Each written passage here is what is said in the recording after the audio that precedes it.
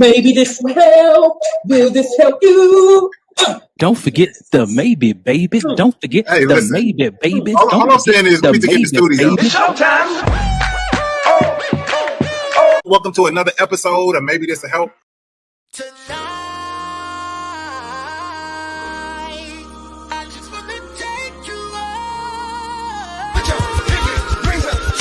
Don't forget the maybe, baby. As Mike would say, same old show, just a new year. If it ain't broke, don't fix it. But guess what? We still gonna enhance it. Welcome to another episode of Maybe This Will Help. I'm scared of dating, because what if we don't break up? Or you could just send them a message and say, man, have you seen I lost my feelings for you? Damn. Have you ever struggled with the breakup? I've told some people, like, you know what, I can't do this shit no more. Great person, but you just not for me. Someone said, real growth starts when you're tired of your own shit. What we've been talking about, man, just being able to look in the mirror first. The only toxic relationship I ever had is the one I had with myself. Everyone else was just a reflection of that. Come on, Jesus. Golly, what more do you need to say? You attract more opportunities once you are calm, because no one wants to deal with people who lack emotional control. Ladies and gentlemen, this has been Maybe This Will Help. I thought we was mature in 2022. That's my bad.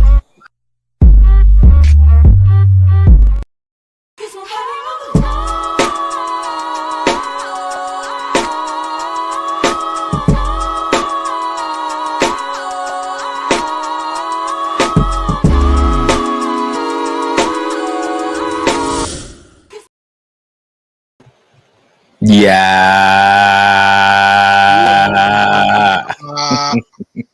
What's up? It's been 3 monts. Man, a month of Sundays.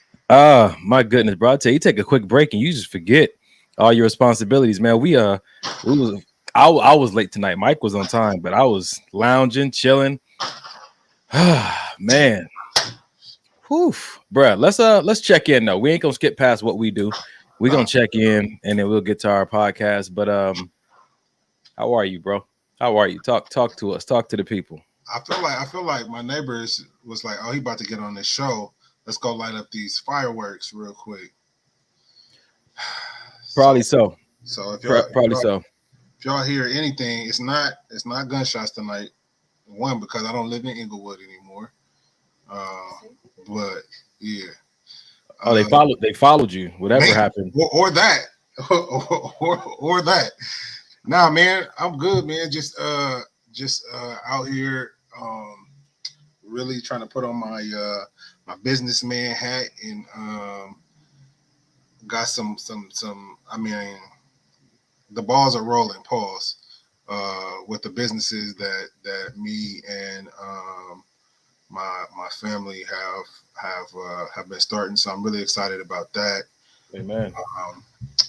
I'm excited about my kid, just watching him mature and just his decisions and the words that come out of his mouth. I can definitely see the maturity. And as a parent, man, it always feels good when you have those moments where, damn, yeah, I guess I'm doing something right. The fact that you just said that, or the fact that you came clean about that, or did that, or didn't do that, lets me know that, okay, I'm doing something right. Because as parents, man, sometimes we don't really have anything to gauge if we're doing a good job.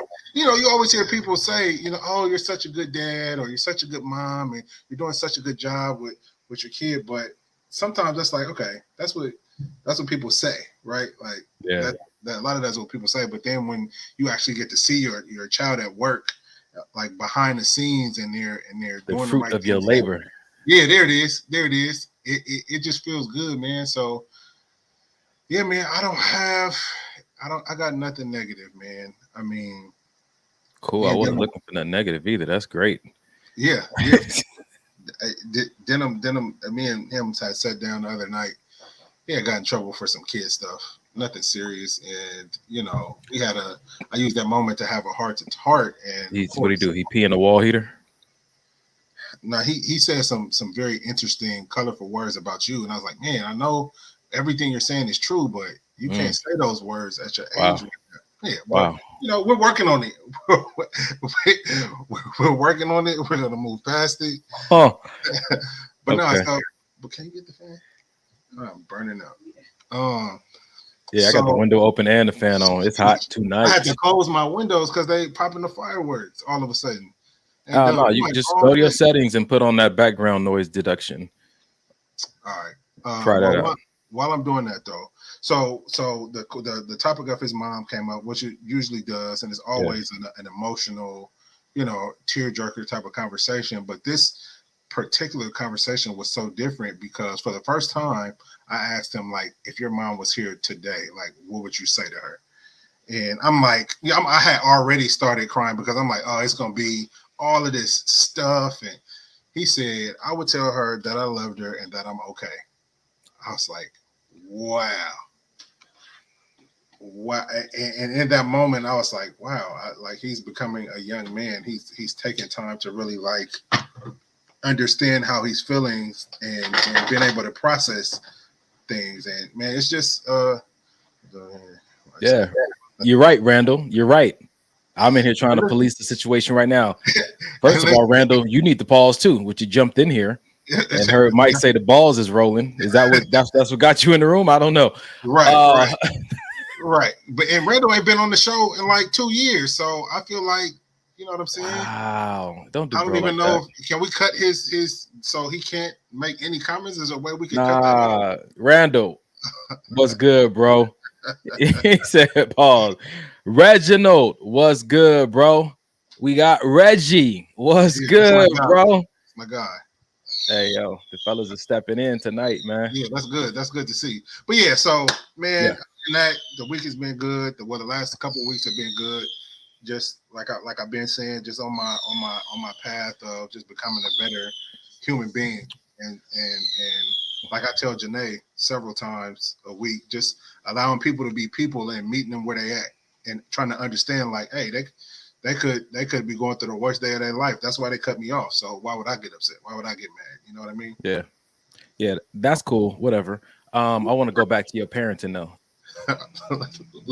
Cheers to your fathering, bro. I appreciate it. How old is Denham? 12. He just turned 12 in May. To have that perspective is evidence of that perspective on the situation with his mom is evidence of not just your fathering, like not just what you do as a father, but who you put him around as a father, what you expose him to.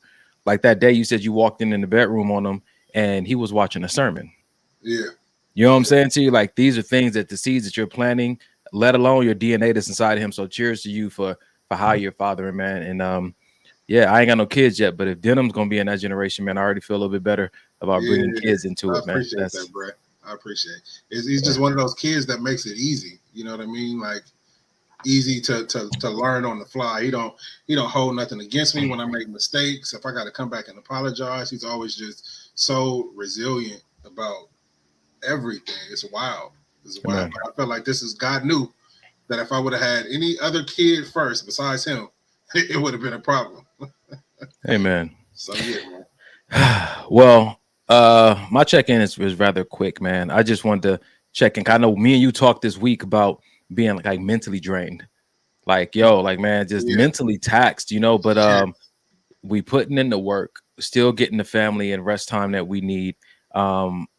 This week, man, since I've been back I went to Oklahoma with my mom, which is why I wasn't on last week, and God was speaking to me, making the vision clear to me. And so when you get a vision from God, you get clarity on it, your responsibility is start strategizing, right? And so my brain's been in strategy mode, but I still had to go to work, and I still got relationships that I'm still like managing around me, and so my brain was just taxed, man. So I'm grateful for the Sabbath that I get to have in the recovery. But man, kudos to us for not putting more on ourselves than we could. Still in the midst of all this, still doing our best to find balance in our pursuits, but still prioritizing our essentials above our balance, man. So it's important. Yeah.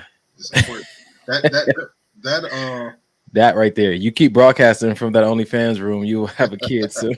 How you know what the OnlyFans rooms look like though, Reg? Just tell on yourself. Reggie wasn't always married, bro, or engaged. Reggie wasn't always engaged. You know what I'm saying? Reggie got a past. But he always wore periwinkle.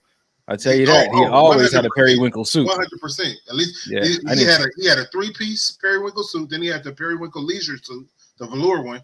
So Yeah. yeah, he done always had something in his back pocket for sure. As a kid, I can see him on Easter looking decked out, the bow tie, shiny, with the ruffles on it, nigga. Yeah. But I tell y'all like this, man. I'm feeling good and stable, and it's been that way for a good amount of time now. I've been so radio silent, you know what I'm saying, about a lot of things going on in my life because, you know, they're in that protective state. And just like you said, the business plans that I got going on with my family and stuff, just being real hush hush about it. You know what I'm saying? You muted. Oh, you muted on purpose. Being real hush hush about it. You know what I'm saying? And just protecting the things that God has called me to for the appropriate time, man. So that's it for me, ladies and gentlemen. Welcome to another episode, and maybe this will help the podcast give you that relationship talk you can relate to. The good, the bad, the alimony. We about to get into it tonight. If you've been here and you're a fan, drop something in the chat. Let us know you're in the room. If it's your first time out, get ready. Grab your favorite snack. Tag your friend. We're about to get into some of these real relationship talks, conversations. Is freelance, man. Maybe something we will say will help, and maybe something we say will make it worse. We don't know. We're just out here sharing with y'all vulnerably some of the things that we've been through, what we took from it, sharing it with y'all. But it's not just us. If you have something you want to share in the chat and it's something of value, go ahead and drop it in the chat and we'll throw up on screen just like that. What up, Ali? Man. So all right, bro. What's crazy is just while we're starting the show that when we spoke briefly through text about that mental, like being at our capacity, is crazy how when you get there, at least for me, everything starts to become frustrating. The little stuff, everything gets frustrating. Like I was trying to work out some math equations for an order I got for my printing business, and it should have been easy, but because I'm at the right on the edge of what feels like sometimes a mental goddamn breakdown. It was so difficult to do. Yeah. It was so difficult. So I finally had to just close the computer. I'll get back to it tomorrow. Bruh. And a lot of times in life, I feel like sometimes we got to just close whatever it is we're trying to make happen, and we just want it to happen right now. We're just so hell-bent on doing it right now. Sometimes you just got to just stop and come back to it another day. Bro, ain't that the truth? Yeah, man. Ain't that the whole truth, bro? Boy. It was like 2 + 2. I couldn't get it. I'm right there with you. People asking me questions in the middle of the conversation. I'm like, I ain't got it. I don't know. And I'm just like, I'm freaking out. And all I need to do is pause because they expected me to perform the way Donnie get down. And I'm like, yo, I got to listen to my body. My body is saying that we have it, but we are not accessing it right now, bro. I'm mentally taxed. You know what I'm saying to you? And so coming from my background of a people pleaser, coming from my background as a stage performer, you know, I just want to see people happy with the things that I do. I had to just step back and say, listen, I ain't got it. And I don't have the capacity to even care how you feel about me not having it. I apologize, but we'll figure that out later. Yep, that's a fact. All right, ladies and gentlemen, we're about to get into this. We see you in the chat. You guys are ready. What up, Hicks? Mike don't even say hello to people no more. Mike just got bougie since he, missed a few shows. He ain't got to say hi to people no more. That's fine.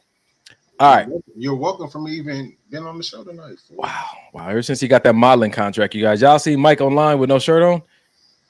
I mean, I don't know.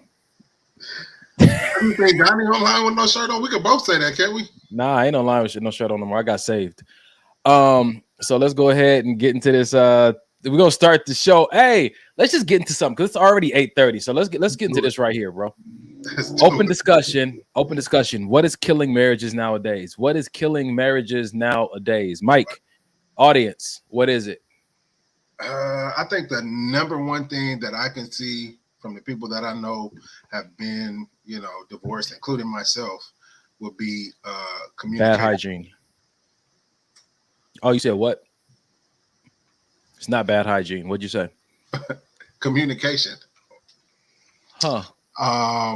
Whether it be the willingness to communicate, whether it be to communicate with complete and utter transparency, whether it be the willingness to listen, because all of that listening is a part of communication as well. A lot of times we say communicate and people just think the words that you're talking. No, it's also you listening to your partner and hearing what they have to say. So I think that little group of stuff to me is definitely a top marriage killer. All right. I'll accept that communication. Well, I mean, I think that Yeah, can go for almost any relationship. I'll say for me, I think it's a tie in what's killing marriages. And of course, I think that marriage is great and is strong. I think it's not marriage that's falling apart, it's the people. I'd say it's a tie between people picking wrong and people not expressing their expectations up front. Oh, that's good. I think it's a tie between those two. I think people, it's crazy because I feel like we're in an era now where people are doing like the self work and they're trying to identify what life really could be for them, absent ego, and they're finding this life of more ease and less comparison. These conversations are coming up more and more often, but they find themselves having these awakenings already in commitment. Yep. And they're like, man, had I been woke, I would not have chosen you. Had I had this knowledge beforehand, I would not have chosen to marry or commit to you, because now I see things in you that I'm coming to the awareness that, yo, this is not healthy and I don't like it. And now my only choice is to like try to work through it and hope. Yeah. Or the other side of it is that it's more or less people change. you know, I mean, they're going to change. How do I actually have expectations when I'm dealing with something that's so fluid, like a human? Yes, I agree. I feel like you can't. I mean, you can have your like morals, right? You can have things that morally you just will not stand for.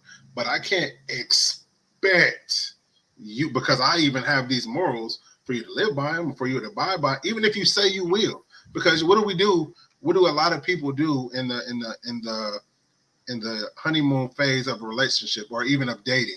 We put on our best foot forward. Oh, you want me? Of course I'll do that. Yeah. How you going to cook 3 times? Yes, I'll do that for you. I love you so much. And then a year or two down the line, like, you ain't cooked in 3 months. What happened? Yeah. You know what I mean? So with that, in saying that, like, yeah, initially my expectations were for you to do exactly what you told me you were going to do 2 years ago. But can I expect a human with all the flaws and all the hang-ups, and like you said, people change and ideals change? Can I really expect you to hold to that? You know how I feel about it, bro. I like expectations. Yeah. You know, I love a good, healthy expectation. Yeah. What I do warn people against is that everybody's not mature enough to have expectations. Yes. I think people struggle with that. People say that, oh, expectations, you shouldn't have expectations because they ruin things. You know, expectations are going to just ruin the whole relationship. When in reality, it's the fact that you don't know how to manage your emotions when your expectations aren't met that actually begins to taint you, and you take that out on your partner. When really, if you had a better manager of your emotions, unmet expectations wouldn't throw you off so far. That's continuing to be my argument until somebody can show me something better, bro. It's I feel like there's nothing better than that. Like, you have to be able to manage and stay in control of your reactions to people not meeting these expectations. Like, daily we're met with people not meeting expectations, whether it could be best friends, all drivers on the street. Right. It could be police. They expected to do one thing, they do another. It's just so many things. And if we just let everything just bother us and irritate us and we fall apart, like, what type of life is that to live? And that's why I told you at the beginning of the show, I'm just learning to really just live this, not like carefree, or c'est la vie type of, but like, I have to realize that everybody on this planet is going through something, not just me. Okay. So as many times as I want to pop off and pull over and do all this other crazy stuff, everybody wants to do that at some point. Yeah. So I think that if we had a lot more understanding and a lot more, what's the word you used? Consideration? No, you used the word. Shit. If we had a lot more, what's the word where somebody grows? Oh, maturity. If we had a lot more maturity as far as our emotions go, the world itself would be a better place, right? Not just relationships. Everything would be better. Yeah, that takes, man. I was watching this video, this sermon Pookie sent me, and it was talking about how what age do you become a man, and it's not about your age, it's about your development. And they were talking about in Eastern, cultures that a man, your son could be a man at 12, and the other one could be 18 and still be a boy, because it's about that development. So that maturity really comes down to the dedication you put into the self work of accepting a responsibility. I think that's what my grandfather told me separates a boy from a man, is his acceptance of the responsibility that comes with being a man. That acceptance comes from a place of understanding, which is really the embodiment of the bloodline of maturity. That's facts, and it kind of sucks for some men, because we're taught that you got to be on guard all the time, and you're not gonna take nothing from me, and I'm a hold it down no matter what, and all this other foolishness that gets a lot of our men killed behind what we were taught. Like literally what we were taught. Like, no, you don't be no punk and all this other stuff. And if somebody do something to you, you better. Even I've heard myself say, well, if somebody talking to my kid, if somebody put their hands on you, you got my permission to. Why? I get not letting nobody beat your child up, right? I'm not saying you're just supposed to sit there and let you, but it's just like that mentality as adults. I feel like as adults, we take it to the next fucking level. This is something I think is an important conversation to have with brothers and your children as well. The issue is that so many people are out here living their life recklessly. Yes. They're willing to risk their freedom or their life over things that aren't of equal value as their life, right? People like, for my manhood, or for the pride of who I am, or for the community that I represent, or for the hood that I'm from, or for my family. I think that for me, I've come to understand that there's a reason you're on this earth, right? It's purpose. But that purpose ties into a vision. There's an expectation. There's a desire that God has for you to fulfill or add to a vision, fulfill a purpose, or add to the vision that he's assigned to your bloodline. In moments when you're emotionally heightened, if you can just simply remember that the only thing I'm willing to die for is the vision, you'll understand when to walk away from other altercations. Because it's like it's referring you back to why I'm here in the first place. Your purpose should be the reason that you live. And if it's the reason you live, it should also be the reason you're willing to die. And if I know that there's a specific thing that my grandfather has heard from God, he passed that vision on to me and my generation, that is my main focus. And I have to understand that the enemy is real. He's going to send ignorance and jealousy and hatred through different people to try to get me off track, to make me lose focus of the vision that God has assigned to my bloodline. You know what I'm saying? And if he can get me distracted, he not only kills me, he kills the vision for that bloodline. Yep. And then whoever's after me, if I don't even have any kids yet, so that would just shift it like that. But if I did have kids, then my son has to start back over from step one, because I couldn't keep my cool. I couldn't keep my cool by keeping focused on the vision. You know what I'm saying? There's so many things we're willing to just risk it all for. Like when Dave Chappelle show, remember he had a skit called "When Keeping It Real Goes Bad." Yes. One of my favorite eye-opening episodes, man. All these people talking about I'm keeping it real, and they end up in some real janky situations behind trying to keep it real when you should have just been keeping the vision, keeping your hands to the plow of the vision. That's it. I hear answer that question. Pookie says social media is a reason for a lot of divorces. For y'all just tuning in, we started the show like this. What is killing marriages nowadays? Pookie says social media, lack of effective communication, comprehension, and finances. What you think about that, Mike? I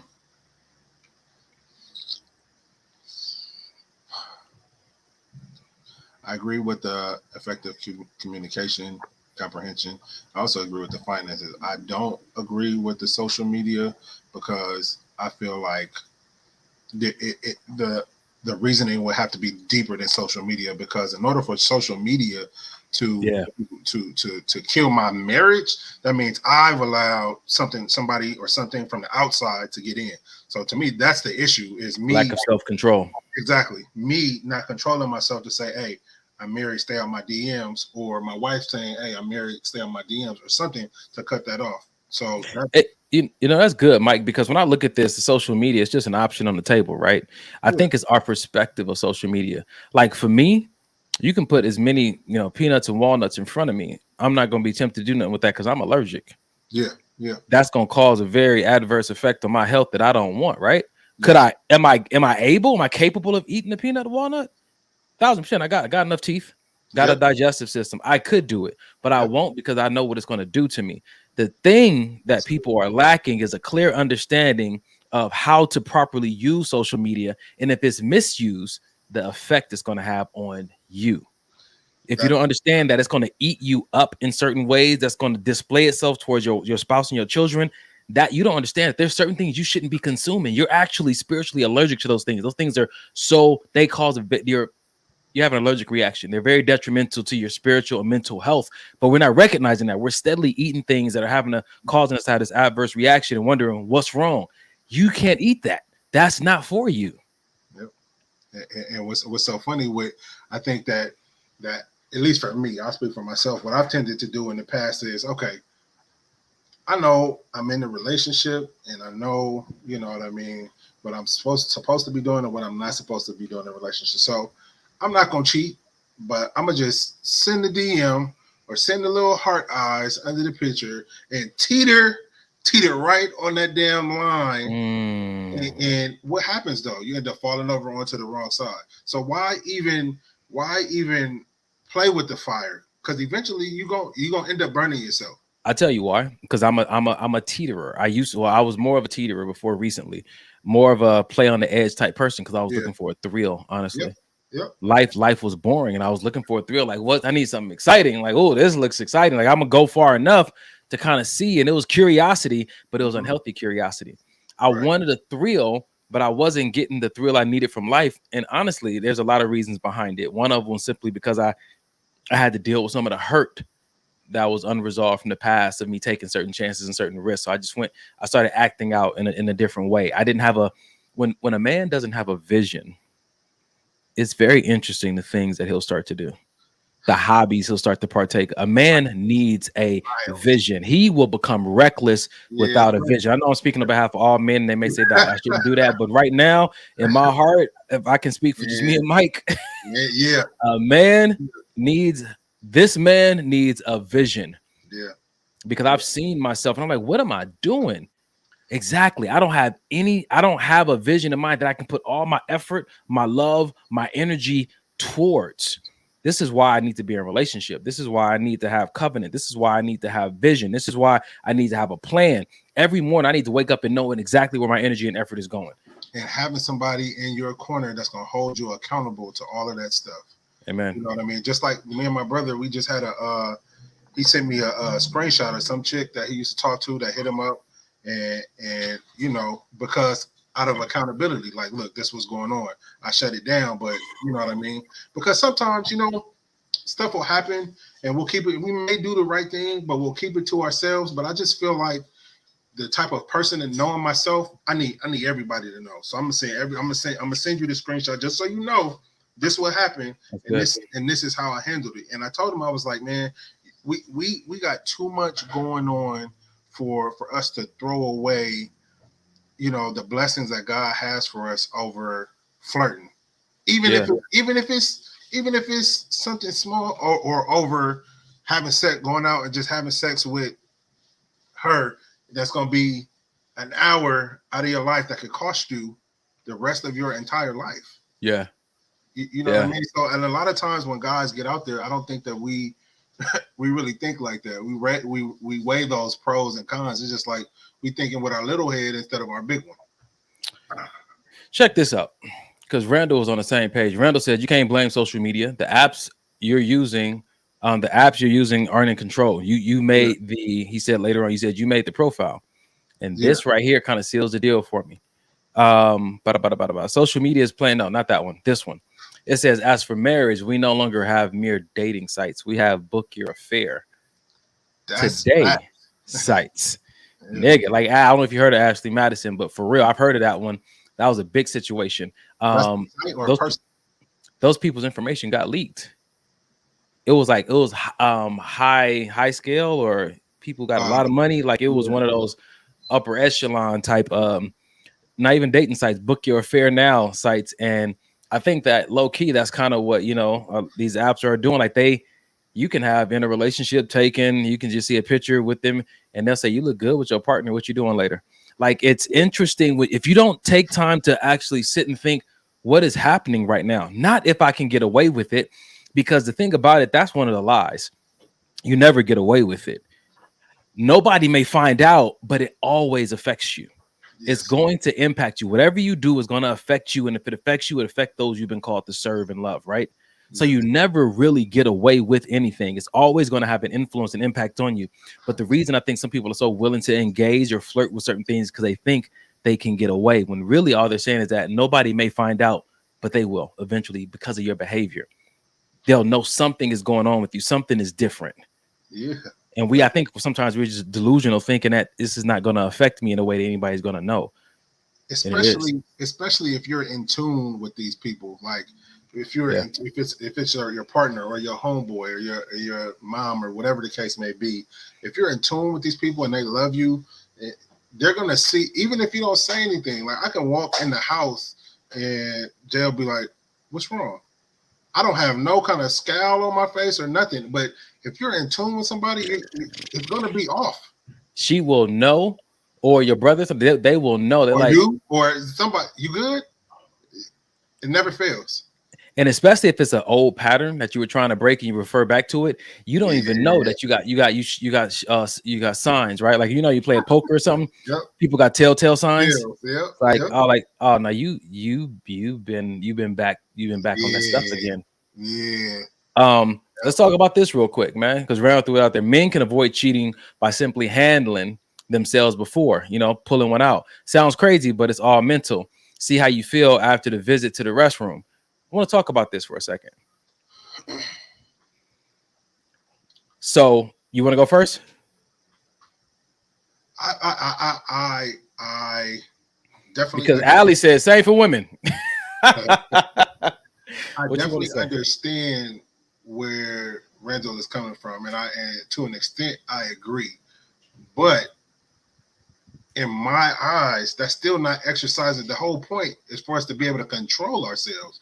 If we still got to go get a nut, that's not control. The control comes, I'm not going to do nothing. I'm going to just hold off until I see my lady, or I'm going to just, for women, I'm going to hold off until I get around my man. And that to me is the ultimate self-control. Not going to, if I go and get one off, then I'm good because I got one off.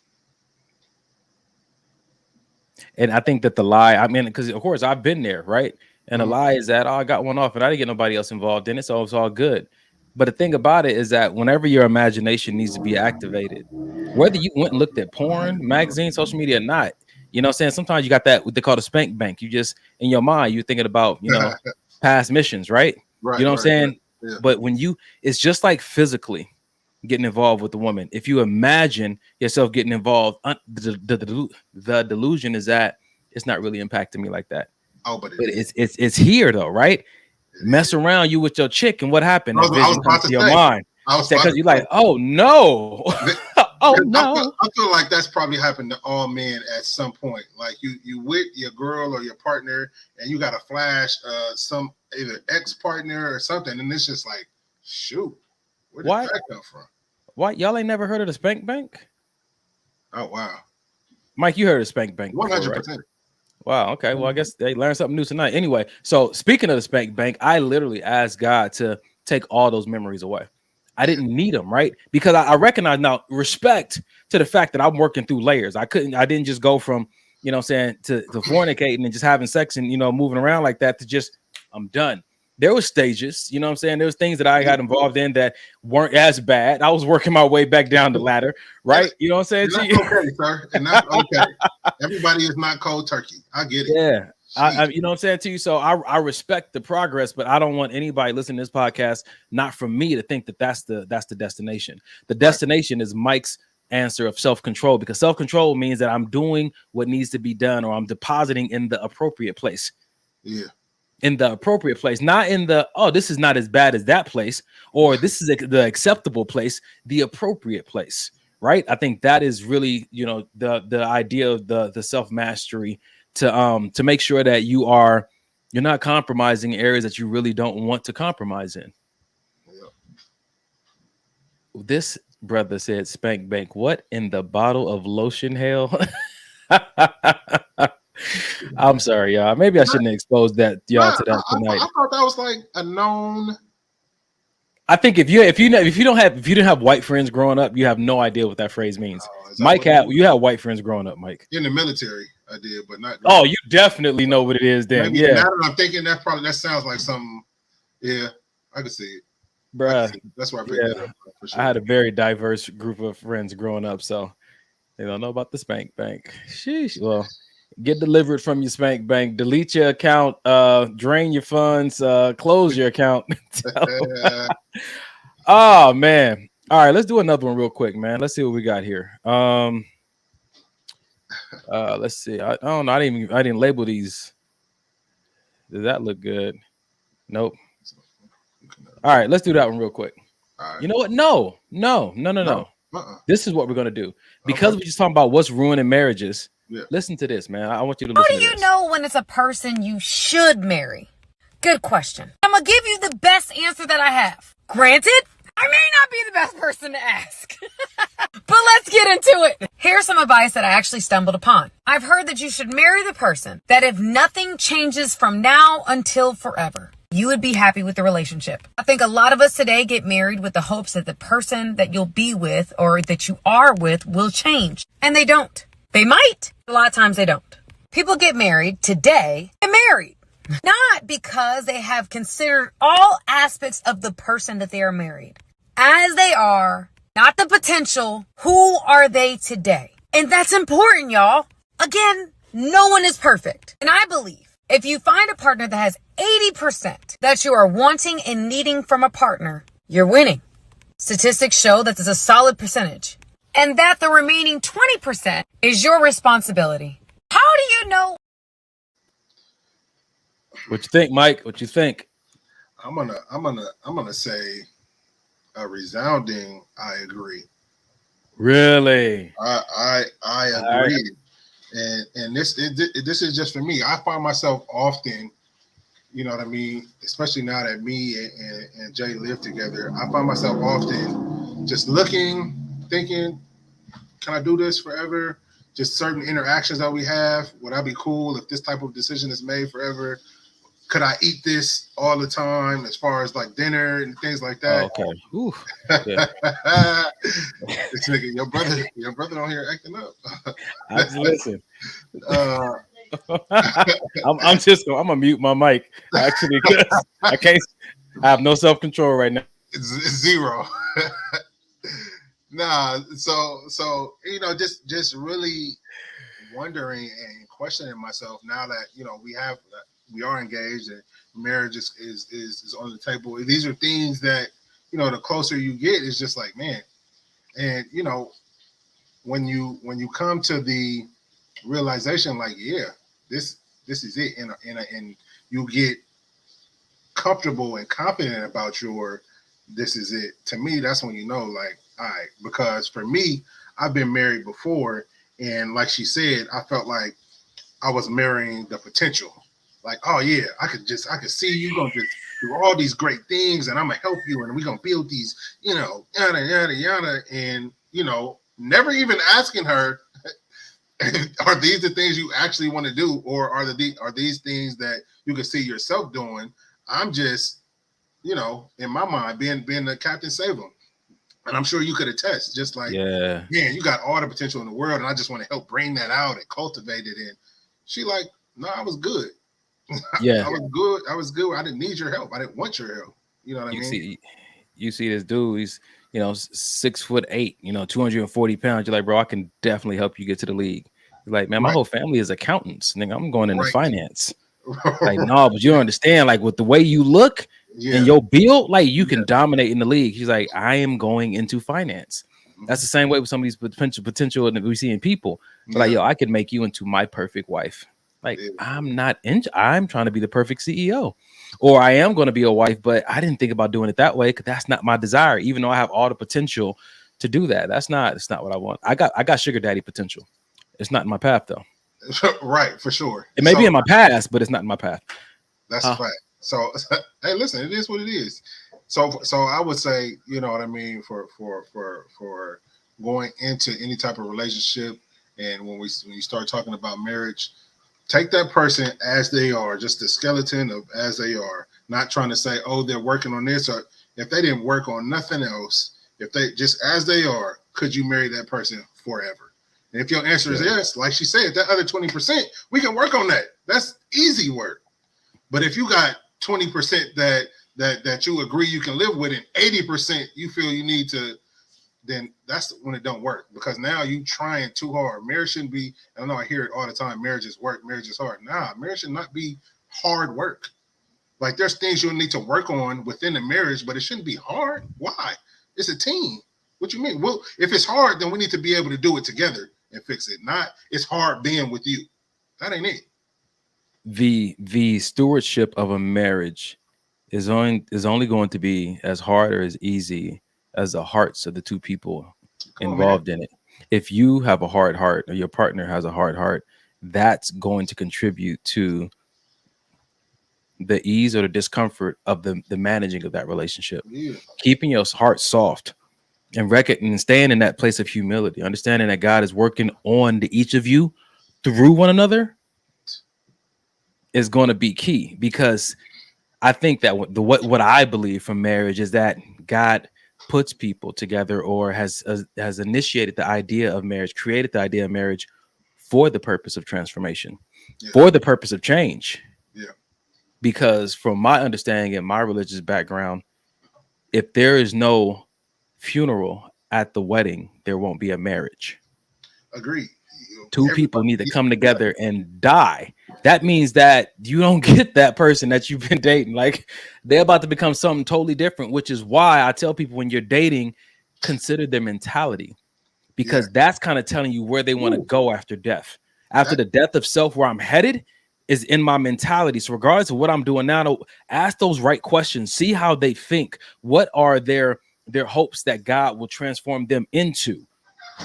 Nigga, that mentality piece is so big, because I probably have never done that, even not even just talking about marriage, in dating, is to consider the person's mentality before entering in the dating phase. Yeah. I've always been one, oh, we get along, we laugh together, we have fun together, the sex is good, she knows how to kiss good, I love looking at her, she's good to look at.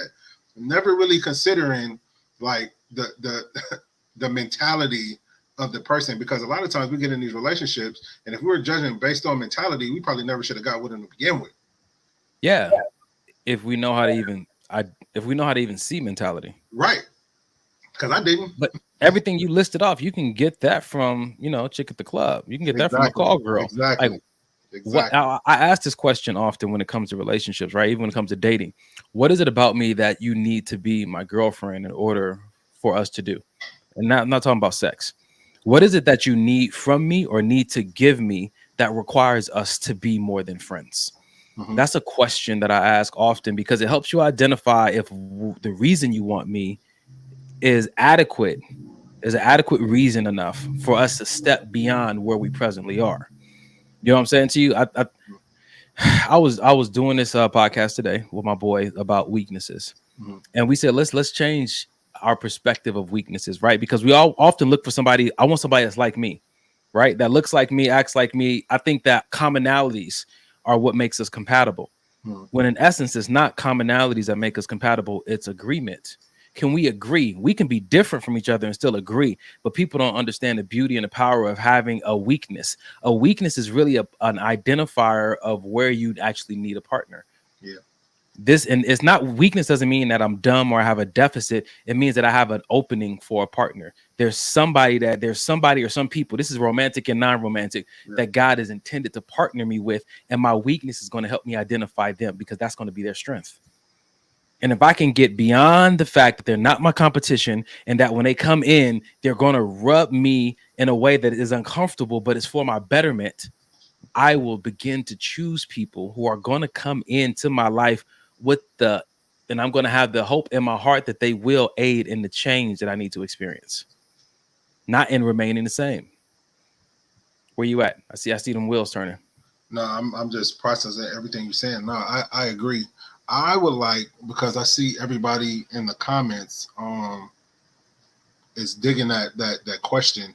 So I would like to know, and I'm sure some viewers would like to know, what are some good answers you've heard when you ask that question? Because that's not, especially if it's on the fly, that's not something, you know, for me, even I'm listening to your question, I'm thinking like, what if Janae would have asked me that? Like, what would I say? Like, I feel like I would have to sit with that for a second. But what are some answers that you've heard?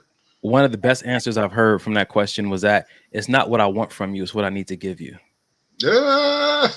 That was one of the best answers I heard. She said that it's not so much what I want from you. I love the treatment, but God has given me something. He only gave me one of them. And I only could give it to you. And because of my relationship with God, there's only one respectable way that I can give it to you. And it wasn't just sex. It wasn't the cooter cot, right? It wasn't the box.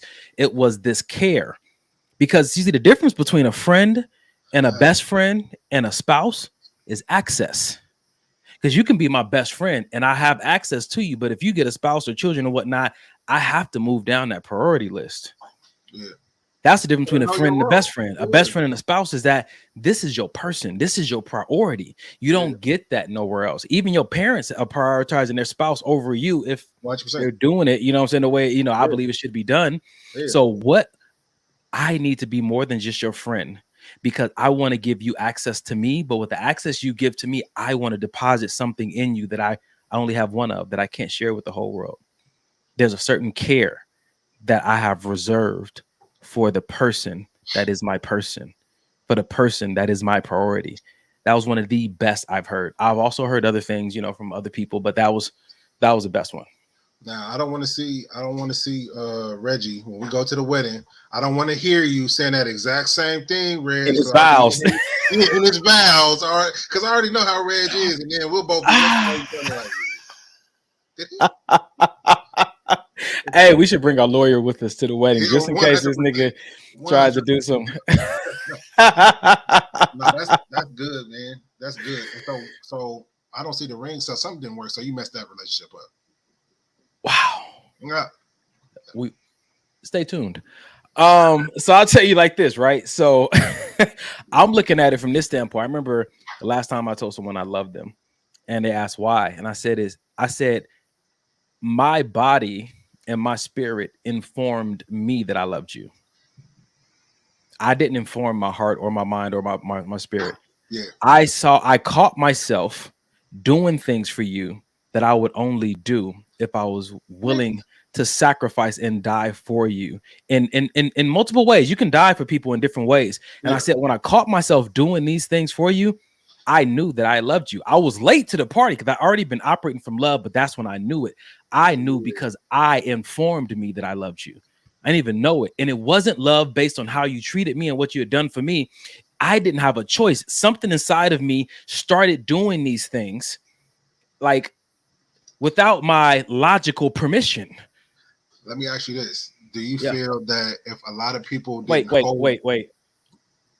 Randall's done. I already knew. My man's Randall had his pen, his paper, you know what I'm saying? He's ready.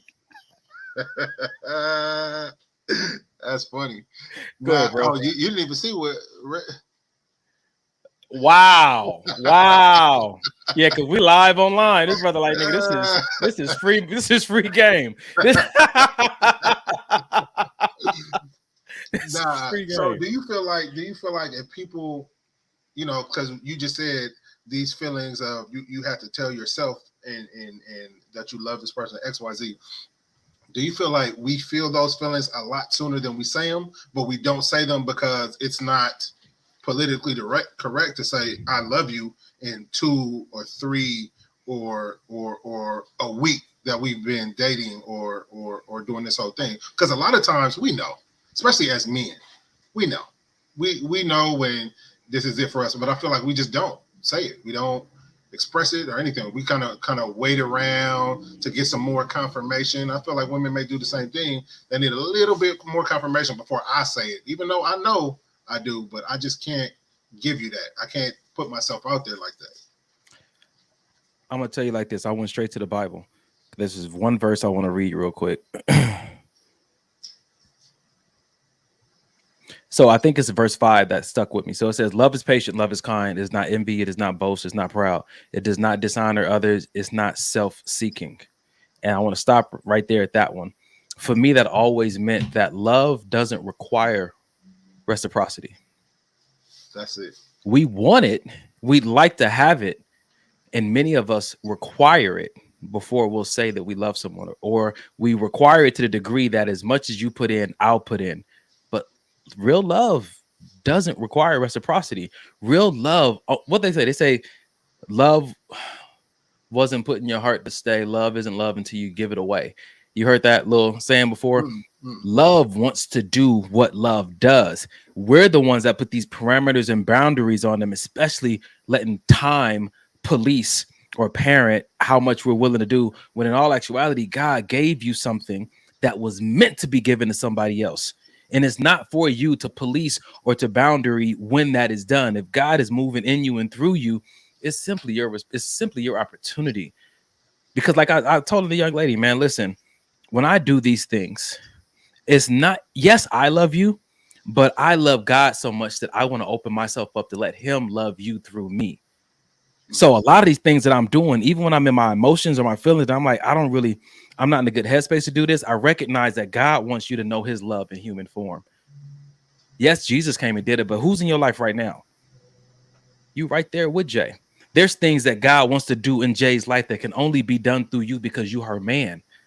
Her father can't do it, brother can't do it, stranger, neighbor can't do it. You hold a specific place in her life. You have specific access to her. And God says, son, if you will stay unrestrained, I will finally be able to love her completely the way I want to. I was just waiting for a man to stand in that role that she would allow. And now you're there. Nobody else can do it but you. And if we stay in that humble place and say, God, regardless of my emotions, use me to love your daughter completely, thoroughly, and perfectly. Because it's not my perfect love, but it's your perfect love working through me that she may feel you in a way she's never felt you before. That's where we get to stand in as men and husband and not worry about the fact that, but what about me? God is not going to allow you to suffer any lack if you're doing his will. That's fact. So basically, I'm that nigga. Is what You're that nigga, and you're the only nigga to do it. I'll take it. All right. I'll take it. There it is. That's a good word though, man. That's so hearing you talk about marriage is so crazy. Number one, because you're not married, but number two, after reading your book, it all kind of like aligns, and you know that it's something divine, because like I said, you can't most of the information that you have and knowledge that you give and that little nuggets of wisdom sound like somebody that's either married currently or has been married before. I'll tell you like this, bro. God has not hid his wisdom of what he wants in marriage, or hid it or reserved it for just married people. Right. That wouldn't make sense. He's preparing his single men to be husbands now if they would just open their ears and hear him, get in his word to understand what he's preparing them for. He's not going to tell you once you're in the game. He's telling you now, so that you can start working against those vices and those hobbies and those habits now, so that when you're in that position, he actually has a willing vessel to work through. That's why we're doing the self-work now. That's why we do therapy now. That's why we work on self-discipline now, so that his daughter can know him in a way that she can't know him through nobody else but us. That's a fact. Yeah. Yep. And if you wasn't finna be in the wedding, you definitely be officiating. If I finally earned my... Golly, sheesh. Listen, we may have to talk. I may have to unfriend you in real life just for that date, and then we could be friends again. Because golly, good brother, that's good, man. That's good. I'll say this: whoever you find, they're gonna be in good hands. Good, man, bro. I'm talking about my hands, but okay. Anyway, you know what, ladies and gentlemen, we reached halftime. I ain't dealing with Mike no more to this show. It's halftime, but let's go through some of these comments. I know that they had something to say out there, man. I love what I want to know how to say this, but WJW Willow said, I wish more of this generation implemented y'all's level of critical thinking. World will be much better, a much more rational place. Y'all some solid cats. Much respect right back to you. Appreciate it. Thank you. And I feel like for me, just to kind of touch on what was said, the level of rationale for me is more recent. I can't speak for you, but I feel like I've known certain things that I know now, but have been just too, I think the word you used earlier was reckless to really implement those things into my life. I was just, trying to have a good time and, live life, just young and dumb, you know what I mean? And sometimes situations happen in life. For me, that situation was having a son and then finding the right woman finally. And, things it's just, for me, it was just light bulbs that popped on throughout life. So I started off in this dark house and, I go into a room with no light and then the light bulb will come on. All the light bulbs didn't come in the house at the same time. Yeah. Over time, it was just light bulb. And all of them are still not on. But I believe that, as you progress and as you actually seek that type of wisdom and surround yourself around the people that already have that type of wisdom, you know what I mean, that can accelerate you turning on that light in your own house. Man. Stay after it. That's what I hear, man. Just stay after it. Keep seeking it. Yeah. Man. Look at my auntie. This is my grandfather's sister here. I love you, Auntie Marva. And I got your message. I'm definitely going to make time to come and see you. Man. If you got a message, you should have responded to the message. Don't ignore Auntie Marva's message and then get on the podcast and say, I'm going to make it. Don't do that. Wow. I left her on red. I'm sorry, Auntie. I left you on red. All right, man. Reggie said, I'm extremely grateful to have been introduced to this podcast. You guys have provided a lot of information that settled my thoughts. Yeah, bro. I think the most settling thing for me in the past few months, even year, that I've heard from God is that what makes you think that I would call you to something and let it be your demise? Because in the midst of what it is that I do or I try to obey God, sometimes it looks like you brought me here to fail. You brought me here to experience this. And it's the same thing the children of Israel said when they came out of Egypt. You brought us out here to die. And God, like, really? You think that the one who caused all those plagues to get you free would bring you out here to abandon you? I don't care how unfair a situation looks. Your God is not going to allow that. Come on, man. The only person that can allow it is you. Bruh.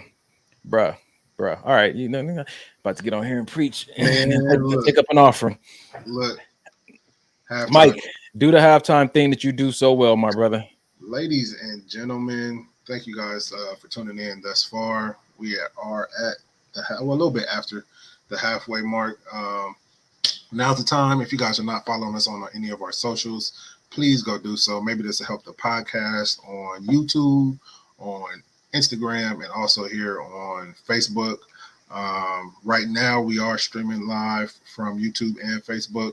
I think we've talked about trying to get the Instagram thing going. I guess we can table that and get back to it soon. We definitely appreciate you guys' support and just tuning in on a weekly basis. We love to be on every single Sunday like clockwork. But what Donnie and I realized is, we're always preaching about self-care and taking care of your priorities and prioritizing the things that are important. And sometimes those things fall on the Sunday. And we be sitting up here lying to y'all if we dismiss those self-care days or those family days or whatever the case may be to be on the show. So it's not that we don't want to be here. It's not that we don't take the podcast seriously, because I know that we definitely do. It's definitely helping us, and from what you guys have told us, it's helping you guys as well. So we definitely want to thank you guys for rocking with us. We've been on air for going on how many years? Is it 3, 4? No, I wish I could hear you. It sounds like you're giving me the right answer. Yeah. Unmute yourself. I'm not going to do it. I think it's going on 4. Going on 4 years that we've been on doing a podcast, and it's going. We need to look into this, man. I don't even know. I've heard of Patreon, but I need to look into that, see what that's all about, man. Randall, can you send some info on that? Maybe we can hire you to do some management. Right, and if anybody knows anybody that knows somebody, and definitely drop our name. Dude, we could do a lot if we had like, management. Since we got so much going on, there's people out there who would love to see this talent and content and know what to do with it and push it forward. So if that comes up for you guys, and somebody, shoot them our way, and maybe that's a God connection just waiting to happen. If y'all believe in what we're doing here, you know what I'm saying, do that. And if you ain't got that kind of resource, you can always do this. You can always do this. Got my Cash App hat on today. Listen, go to Cash App, $ maybe this will help. $ maybe this will help Cash App. We accept all sizes of donations to stay online and other things we're trying to do. Pause. Thank you. I'm sorry about that. If you don't have Cash App, you can go to maybe this will help podcast at gmail.com. Maybe this will help podcast at gmail.com. All right, man. You ready for the second half, bro? Yeah, brethren. Let's get it. Kiba, we appreciate you. Thank you guys for the inspiring words and all you do. I love your minds. Thank you. Hey, man, we talked about that on the show one time. What was the best compliment I ever got, and I still get, is when people tell me they love the way I think. So Kiba pretty much is the... She just did it again. It's for the first time. Did it again for the first time, or it was shared between you and I, so I'm not sure. I'm just gonna take it like she was talking to me, but I know it was both of us. I look, bro. One of the commercials I created that we share content on, and for some of y'all out there, this is not a big deal, but we got over 30,000 views. Like 30,000 plays, not views, plays. The views were so stupid. That and 777 shared. 777 people shared that little reel that we created, and that's big for us. That's not a normal day. 100%. That's not a normal. My videos normally get like maybe 200 plays and like 5 shares. That one, 30,000 plus 777 shares like that. I'm grateful that message reached people. It's not so much about, that was good numbers, that it's like what God is sharing through us is reaching people. And that's what we really want, that seed to spread. So, yeah, man, it's a blessing. It's a blessing, number one, because of how it all started, with Brother Kerry, pretty much just hitting me up like, hey, you wanna let's talk like me and you talk, but in front of the camera. And then we had Sean come on, and that had its run. And then he said, hey, I want to introduce you to my brother Donnie. I think he would be perfect for the show. And of course, me, I don't like outsiders, but coming into inner on the inside. Yeah, I didn't want to say that, Paul. Pretty much that I don't like field niggas. I got you. Yeah. Yes. And then me and Donnie were how it was immediately, what I mean, the bond started to grow over the years, and Dub came on, and that bond started to grow. So yeah, man, I definitely know that God had his hand on this podcast, and I don't want anybody to think because they don't see Dub and Kerry on the show like they used to, that they're not still with us, because in the land of the living. They're alive. Jesus, like you sound like you're doing a eulogy. What is in the wealth and spirit. Right. All right. We appreciate everybody. It's good stuff, man. All right, ladies and gentlemen, we're about to get into it before Mike cries. He's a sentimental brother. Nah, you keep me in check though, man. You keep me in check with one of my other friends about just as good as a man not to avoid those emotional conversations or the emotions we feel at times. Like, it's good to share those. Like, it's also good to have a safe place to share them. But yes, yeah, blame Jay for that. I never start crying before I got with her. He that finds a wife finds a good thing. Jeez. All right, and receives favor from the Lord. Here we go. That's why you have no favor. Let's go. I'd have thought you were gonna start the video. I didn't know. Edit that part out of the show. I don't think it's possible to truly love yourself completely when you're addicted to being chosen. Mm-hmm.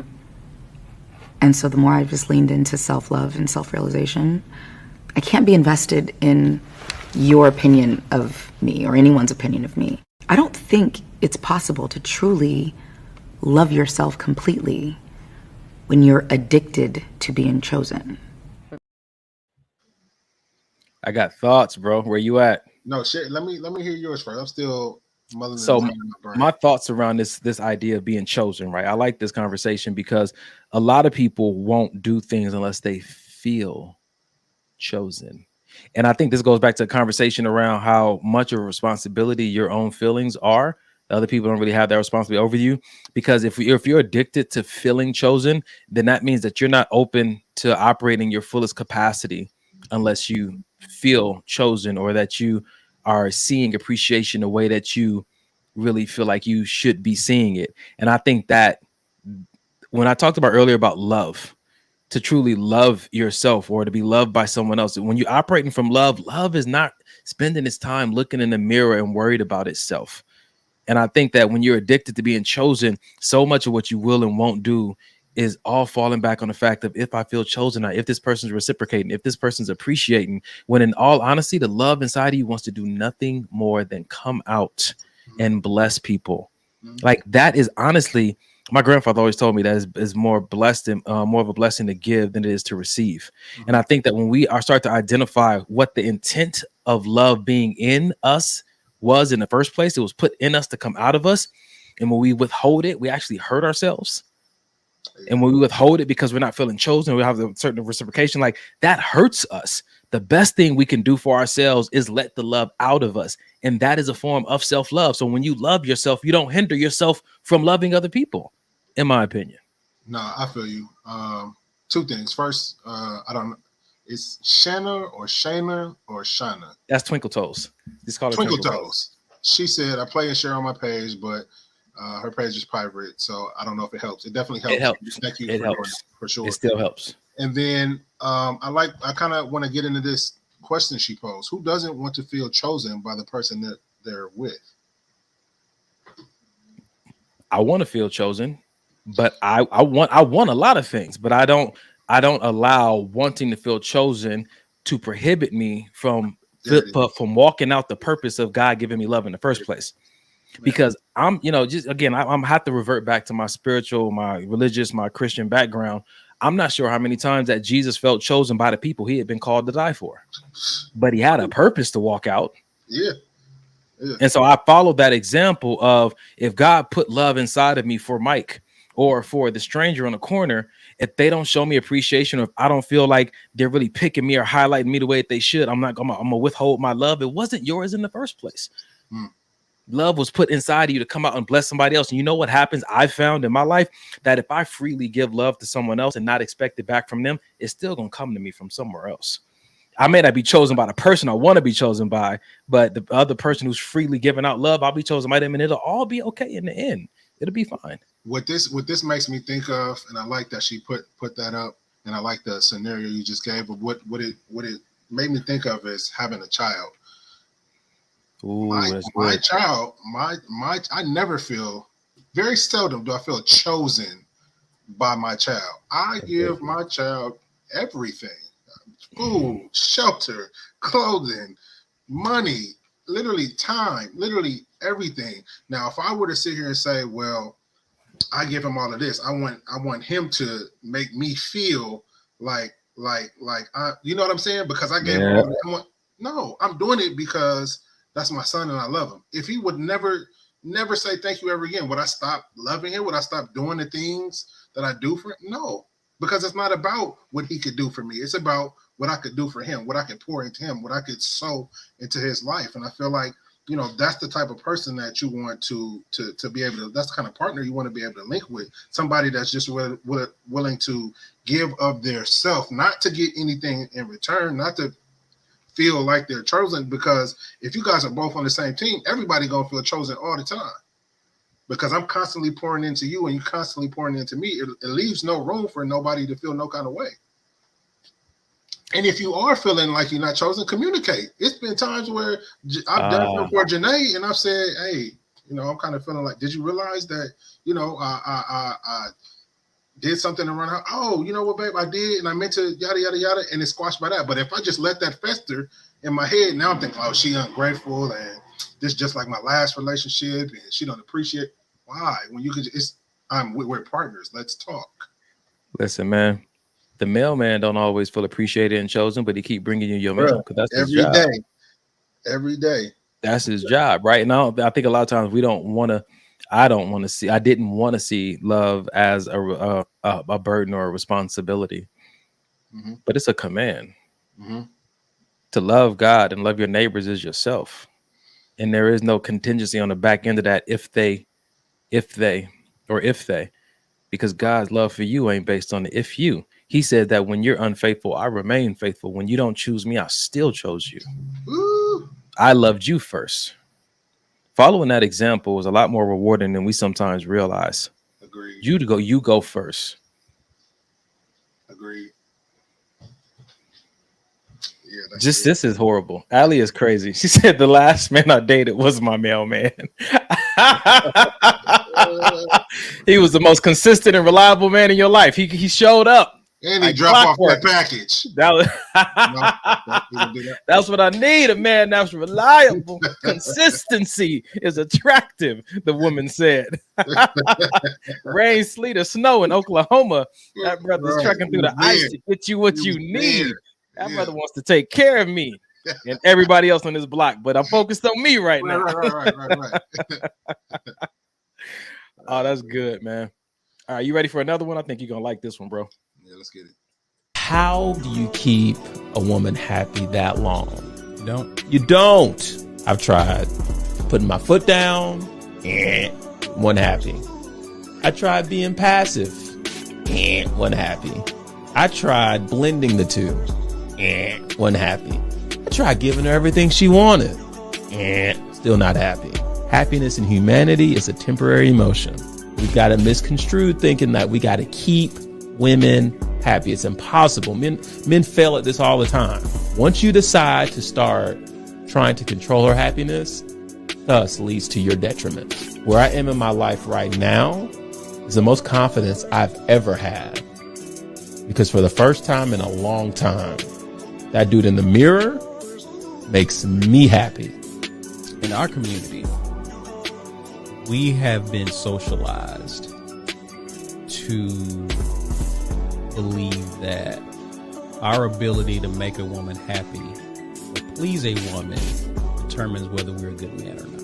And I don't think we talk about this enough. We can tell you're a good man because she's happy, regardless of her mental state, regardless of whether she's being unreasonable in her desires. I was right. Go ahead, bro. I knew you'd like good. this one. I'm good. That was real good. I think my first thing that when he first started talking, and it's true. A lot of times we try to find these ways to keep our women happy, and we forget that all we have to do.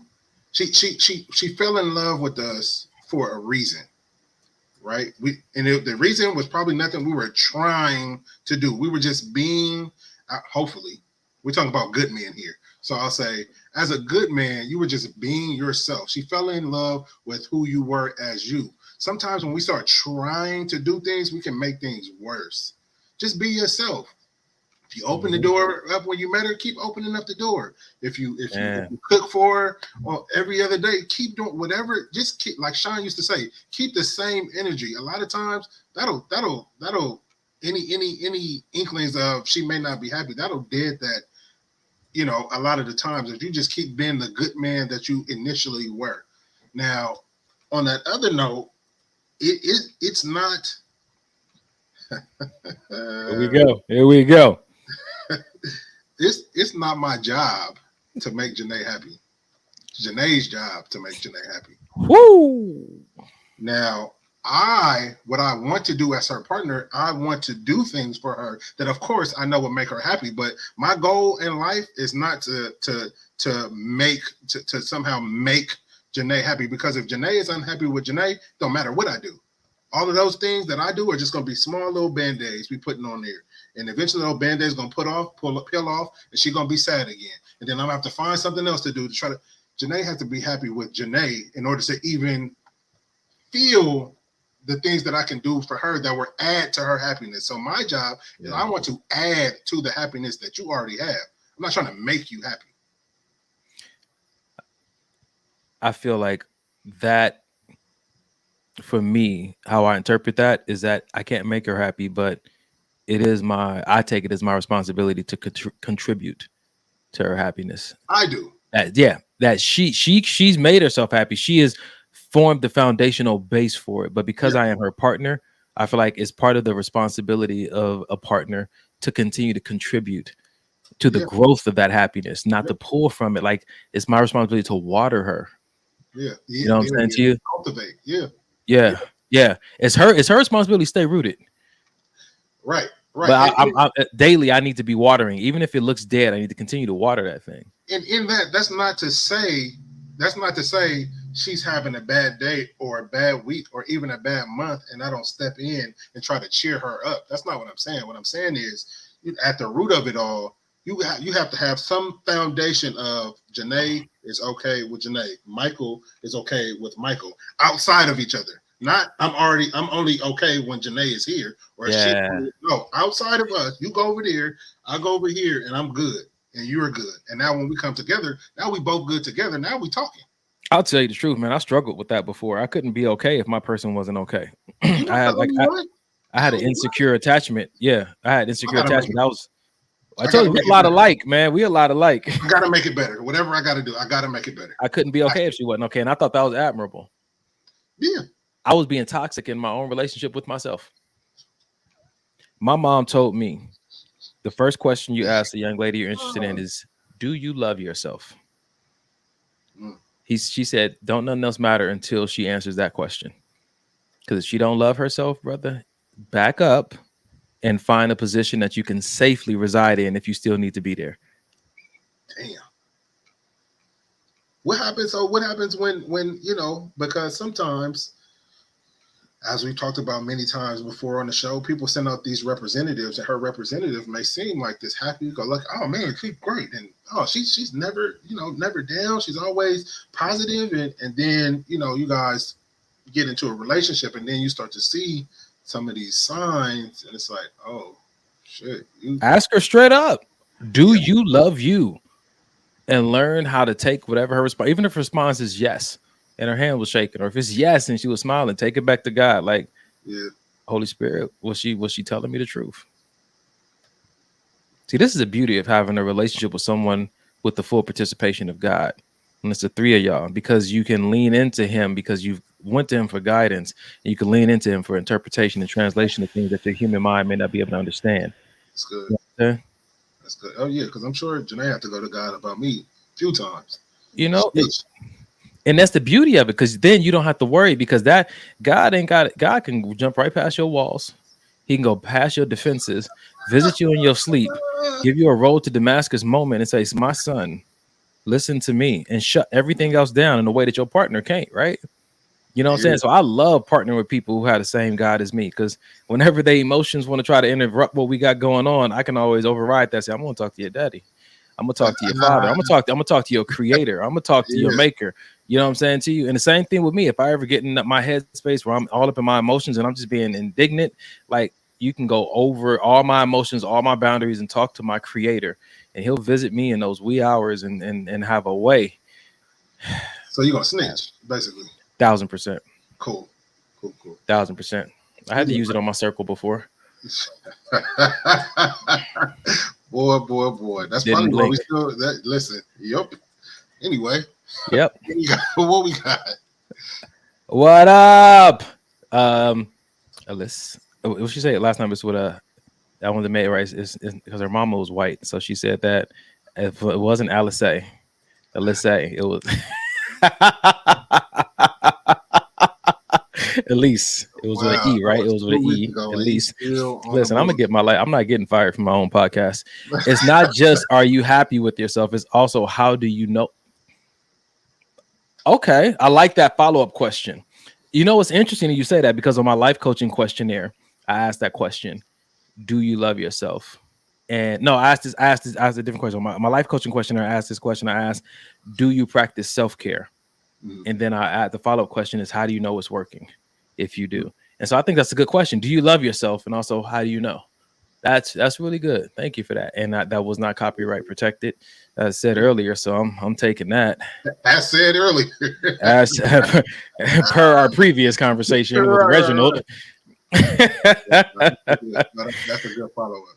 Oh man. All right. You want another one, Mike? Don't talk to me like that. All right. Well, I'm not gonna talk anymore. I'm gonna let him do the talking. I want to see what you think about this. Yo, so I'm just gonna say it. They're getting distant with you because they're getting close to someone else. Yo, so I'm just gonna say it. They're getting distant with you because they're getting close to someone else. Hello, is it me you're looking for?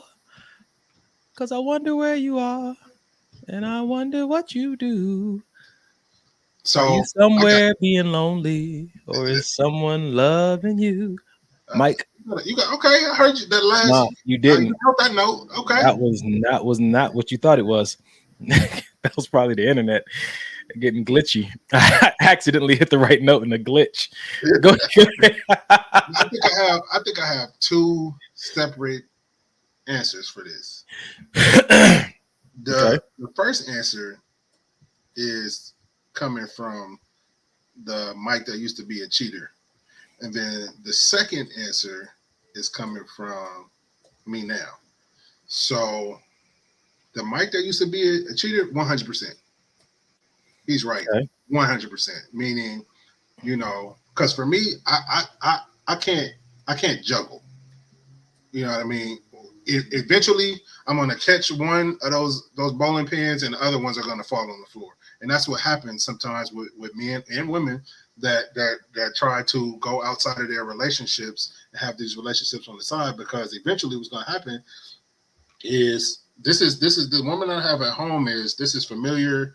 I know her. It's we may have gotten to some type of routine, but whatever I'm not getting here, I feel like in my mind I can get somewhere else. So I meet this new person, and this is new, and it's something different, and all of a sudden this starts looking worse and worse, worse. In all actuality, it's the same. Nothing has changed but me. My mind state of what I've had, it could still be great. But now that I feel like this is so much better, I stopped really giving this the attention that it deserves and that it needed to grow. You know what I mean? So, and I'm giving it all here. So now it's like, well, you know, we don't even talk anymore. You don't come over as much, or you know, you always busy. Yeah, because like, and what's crazy, Donnie, is it could be so cold as to where I'm not even with this person, the side, let's call her side chick. I'm not even with the side chick or talking to the side chick, but I've engaged so much with her. Now the person I'm with gets on my nerves. Yikes. I don't even want to be like, it's like, no, like everything you're doing right now is irritating me. And maybe she's doing the same thing she always did that you used to love. Yep. But that you feel like you got this new, all of a sudden now you're trying to find reasons on why. Oh, now you making up random arguments and all this other dumb shit to try to justify why you need to leave her and get with this new girl.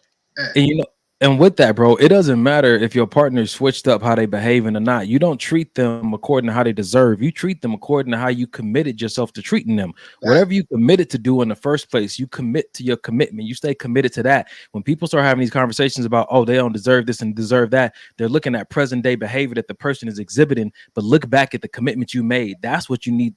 Be a person of your word. 100%. Keep your commitment to the commitment you made, and that commitment was made because of who you are, not because of what they were doing. So if they change up doing something, that doesn't change who you are and what your commitment was. That's integrity. Agreed. And so that's good, bro. So the Mike now would say, there's a lot of reasons that you could become distant, because sometimes, you know, for me, I don't know if I want to call it distance, but when I'm going through a lot mentally, I tend to internalize and go within myself instead of really expressing what's on my mind. You know, I'm still working with it, working on it, and she's helping me work on it. But she also knows if I'm saying, she knows when to give me space and when to push. You know what I'm saying? But it doesn't necessarily mean that the distance means that I'm seeing somebody else.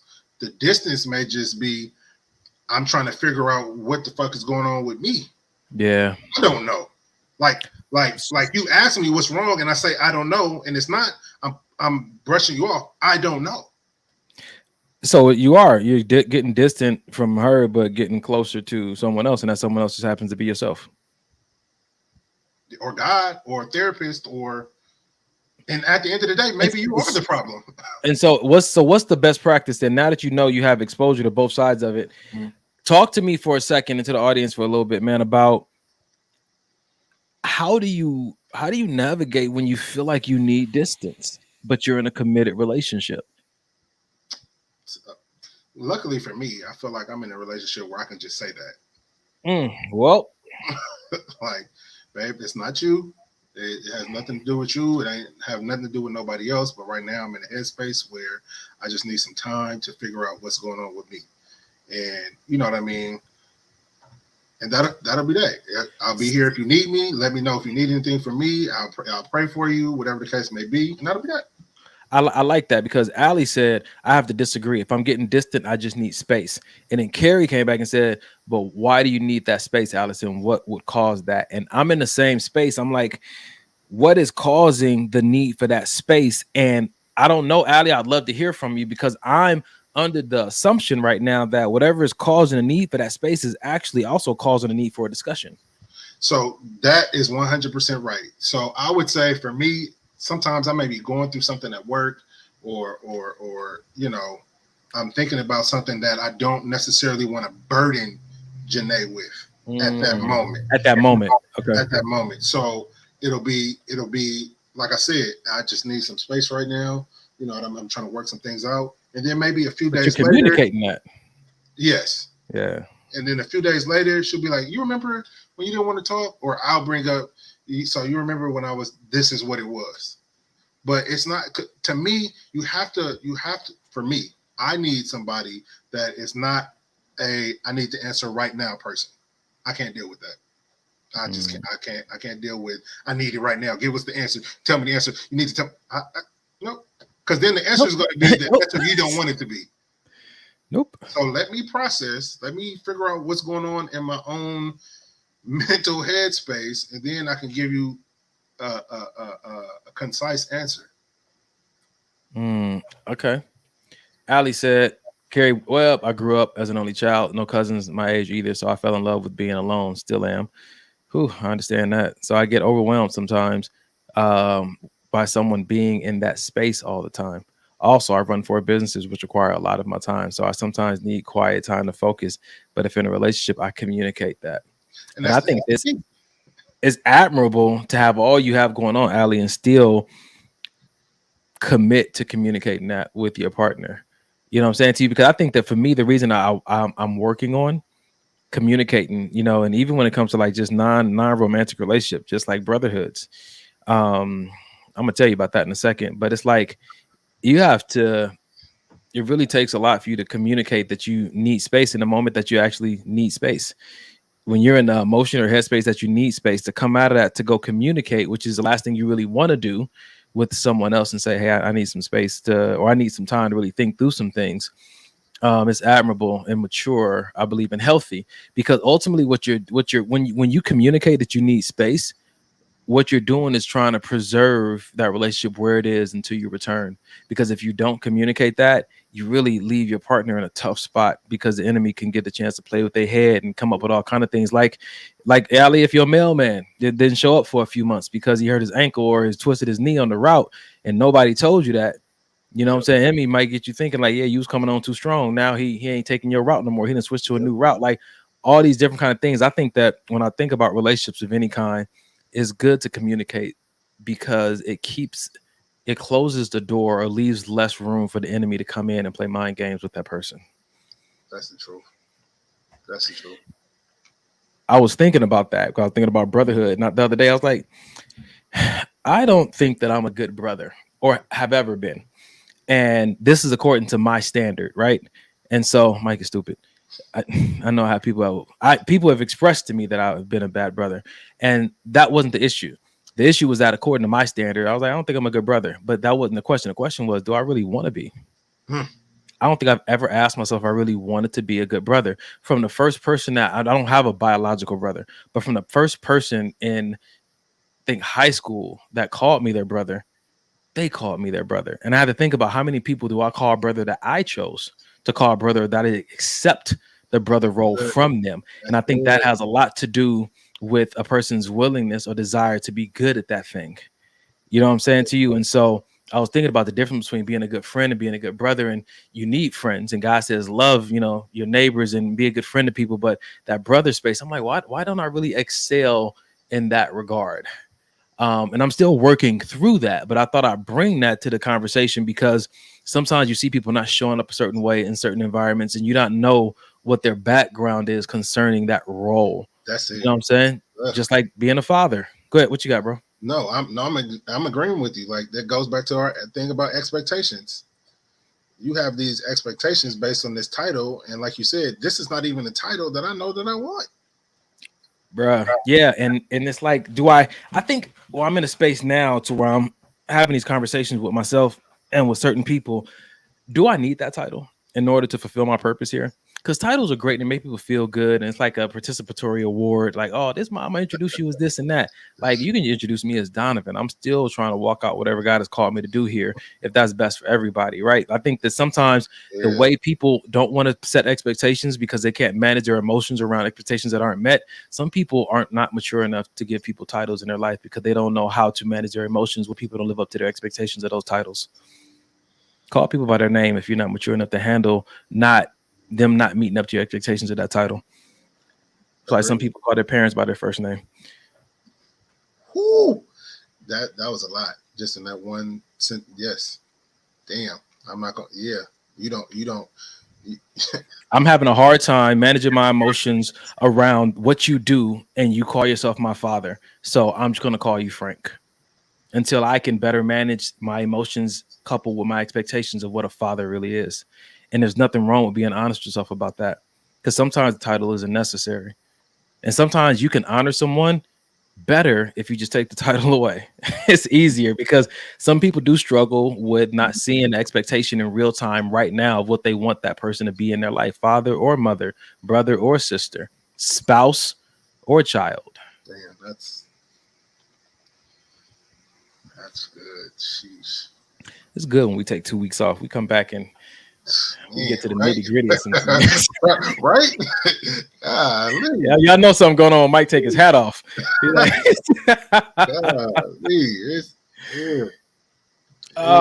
we ready to do another one? Yes, sir. Gee whiz. I don't even know what's on here, bro. What is this? And I just noticed the connection. Did we do that one? I don't remember that one. Oh, buddy. Okay, watch this. And I just noticed the connection they had. The laughs they showed together, the way they looked at each other. And you'd think it'd sound really romantic, but the only problem was I was dating Rachel at the time.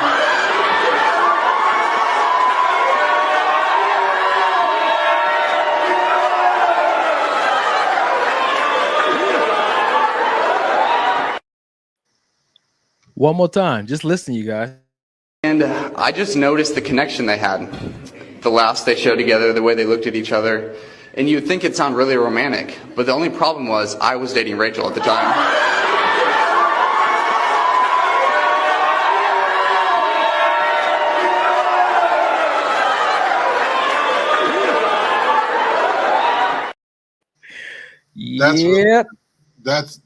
That's really good. I could see me and Carrie. I could see that as a me and Carrie moment for sure. I'm dating a woman, and I'm seeing the connection and chemistry she's having with my brother, and I respectfully got to say that looks like that can go somewhere, because that's a you and Carrie moment.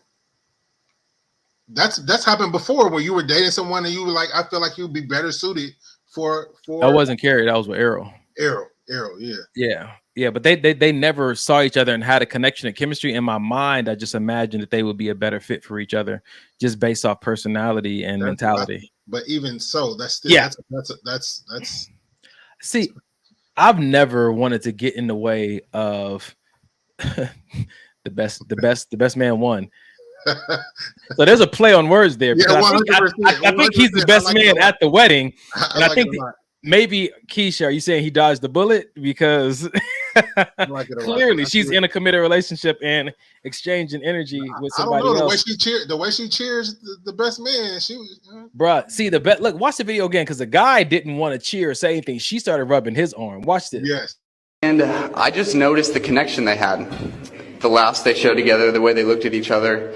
And you'd think it'd sound really romantic. But the only problem was I was dating Rachel at the time.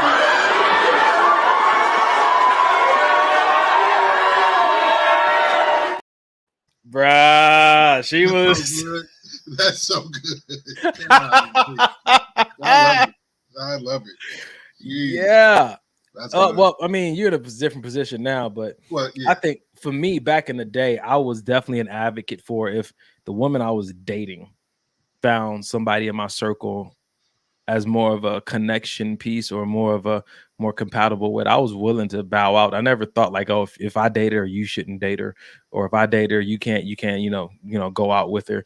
I don't want to get in the way of true love, and that happened with me. One of my brothers and a girl that I loved, and we had broken up, and he was into her and wanted to take her on a date, and he was scared to tell me, but she eventually told me, and I called him into my office and I said, bro, it's good. What's not good is the way that you've chosen to be.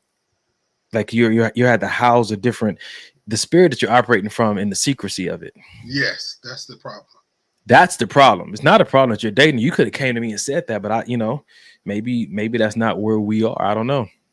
So, because I got to play a devil's advocate here. So in your mind, you feel like you're owed him coming to tell you that he's now dating a person that you dated because she belonged to you first?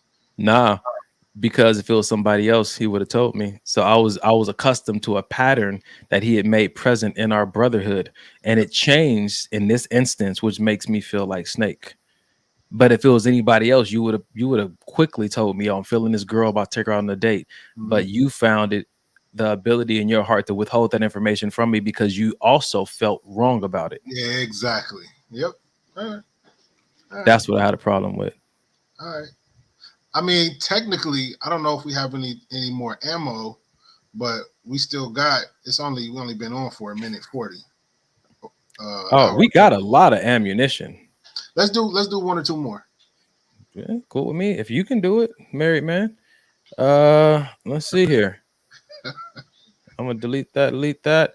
What's this? He cheated on you with my friend. How could you stay with him? I chose to stay with him for all the things that he had done right, and not to leave him for the one thing that he had done wrong. He cheated. Shut that whole thing down. You know what I stand with it, nigga. I'm a living testimony, nigga. So, golly, that's another light switch on in my house when you really see, like, man, you should be out of here. Like, right. You should be gone. You have every right to be gone.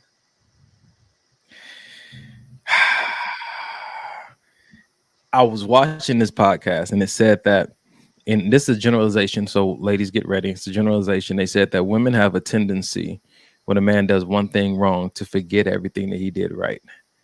I don't know what men's tendencies are related to this. They weren't talking about that. So I'm just going to let you know what was generally spoken about your kind. And I could attest to that being done in certain situations. I think, what was it? What was it? Beyonce and them and Destiny Child said, first time I say no, it's like I never said yes. It made me think of how many times like I've experienced that. And it's like, when one thing doesn't go the way you want it to, why does everything that has gone the way you want it to just become null and void? Yeah. You forgot?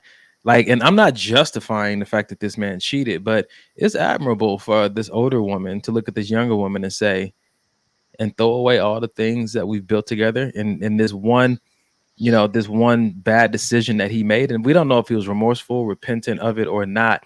But I'm not saying this is a protocol for everybody who's been cheated on, but I am saying that that's a wonderful perspective to take into consideration while you're processing the fact that you've been cheated on. I agree. And I would go as far as to say, again, not advocating cheating or stepping outside of your relationship or marriage or whatever you have it. But I would say don't throw it away because society tells you to throw it away. Say that again. Because all we see is, oh, he cheated on me, girl. We about to go out and put on my fucking dress and bust out his windows, and I'm gonna take half of everything he got, and yada yada yada. Not forgetting, forgetting the 15 years that you guys have had of successful marriage. And again, I'm not saying that he was right at all, because if you made the vow to be with this one person in the marriage, you should definitely hold up to that. But I'm just saying, just do some soul searching and try not to, easier said than done. Yeah. Try not to make decisions based on pure emotion and hurt and anger and ego, because I've been cheated on too. It's almost like a how could you on me of all people. So it's a little ego that's hurt in there as well. But it's just, that was a dope video, because it was just like, yeah, society says I should be done with this nigga, and she said it was her best friend. Oh, nigga, bye. Which means that she was a younger lady. Right. I'll tell you what, this is a good way to preserve your heart and not let it become hardened. Wyclef Jean said, 2 wrongs don't make a right. So if someone did something wrong to you, don't you turn around and do something wrong to you as well. Not to them. Yeah. If someone did something wrong to you, don't you turn around and do something wrong to you as well and expect that to make you feel right. Yeah, man. Sometimes people cheat on us or they do things to us and we go out and live recklessly, abandoning our boundaries and morals, which means that now they did something wrong to us and we did something wrong to us and we expect to feel right about that. Thinking that somehow we're hurting the other person.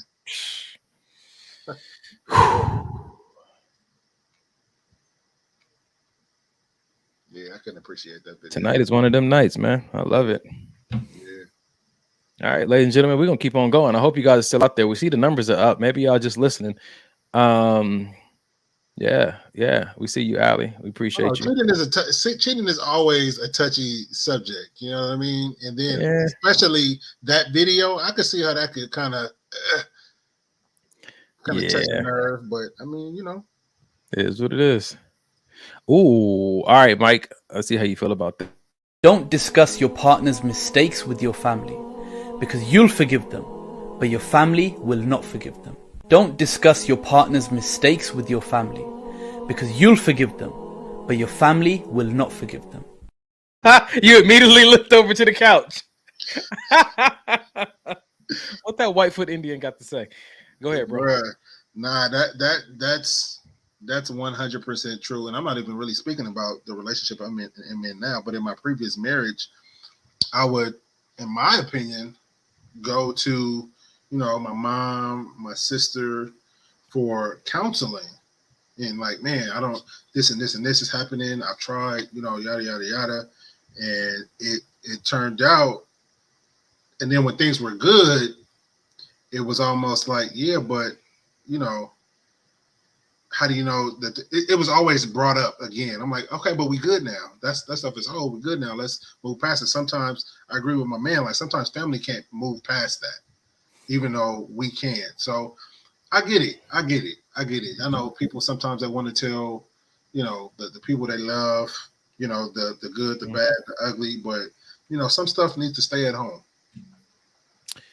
And it's good, like you always say this, man. It's good to identify with your partner what we share and who we share it with. Yeah, buddy. I need to come to an agreement ahead of time. Man. Yeah, even when that stuff happened with me and Janae, I asked her, I was like, so who are you? Like, she told me who she told, and some of it I had to eat, and then but it's certain people that it's just I and she. We never want to paint each other in a bad light to anyone, because we know how great of a I know how great of a person she is, and vice versa. And like you said on the previous video, some bad mistakes or some bad decisions doesn't mean all of a sudden I'm an evil guy or I'm a bad guy or I don't deserve, you know what I mean, like this. But to that dad Or to that mom, oh, you don't deserve my daughter. You don't deserve or that homegirl, or that homeboy, or with her. Stop or messing that sister. Because Gary said, "Oh, I still can't stand my brother's ex, and he's been moved on." If you see her in the streets, it's on site, huh? Right. On site. They want to protect their loved ones. So and she from your hood. She better not ever roll up here in Inglewood. Listen, let me know when I got you, Carrie. No, you don't. Nope, I don't. No, you don't. I don't. I'm gonna be right over here. I'm rooting for you though. I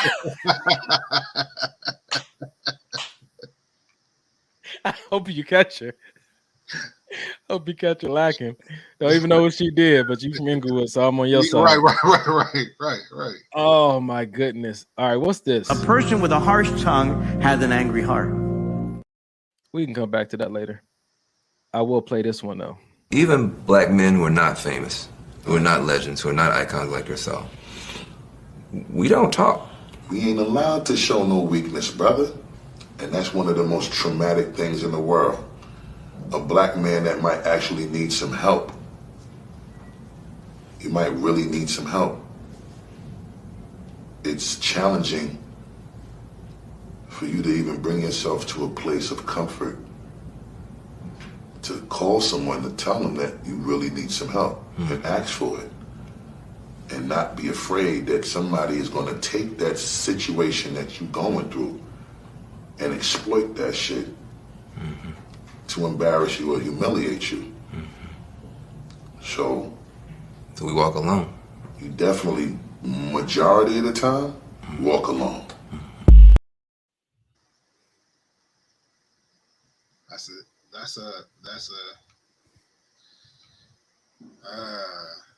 Yeah.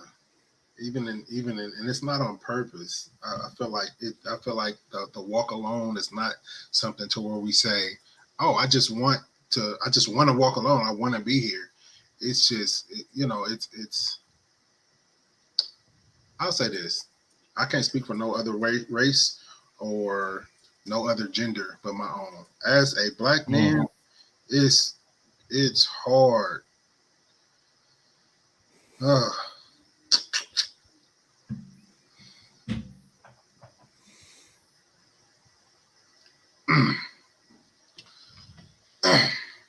It's difficult, you know what I mean. And I make a good amount of money at my 9-to-5 job, and I'm as smart as everybody else in the building.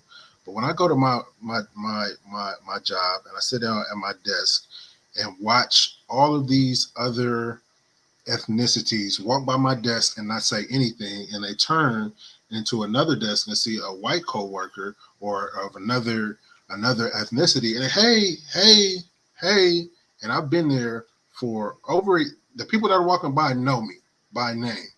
And for you not to say good morning and not to speak, and the person right next to me you'll speak to, or I'll look up and wave, and you kind of try to look the other way, that shit fucks me up.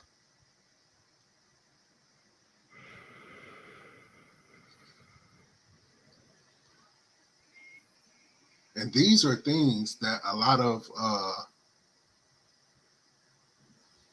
us, it's not, we don't, Janae's this is probably the first time she's hearing about this, but these are things that, it's just like, these are things that we've been dealing with it our entire lives. Like, why do I need to come home and now talk about it?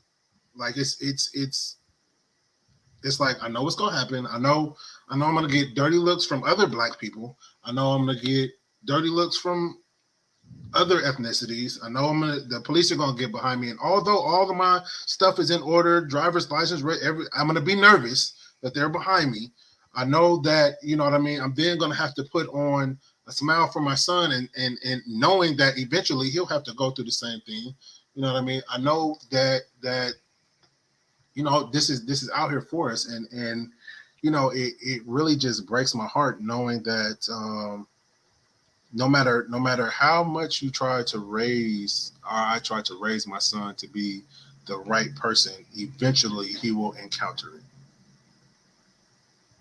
And who do like he said, it's a path. And I'm not trying to take anything away from anybody, other ethnicity or gender's plight or nothing.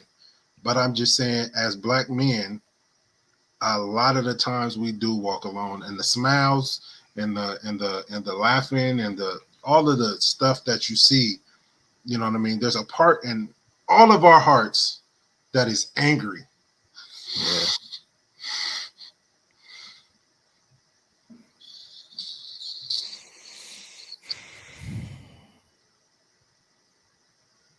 And sad, because it's like, what did I do?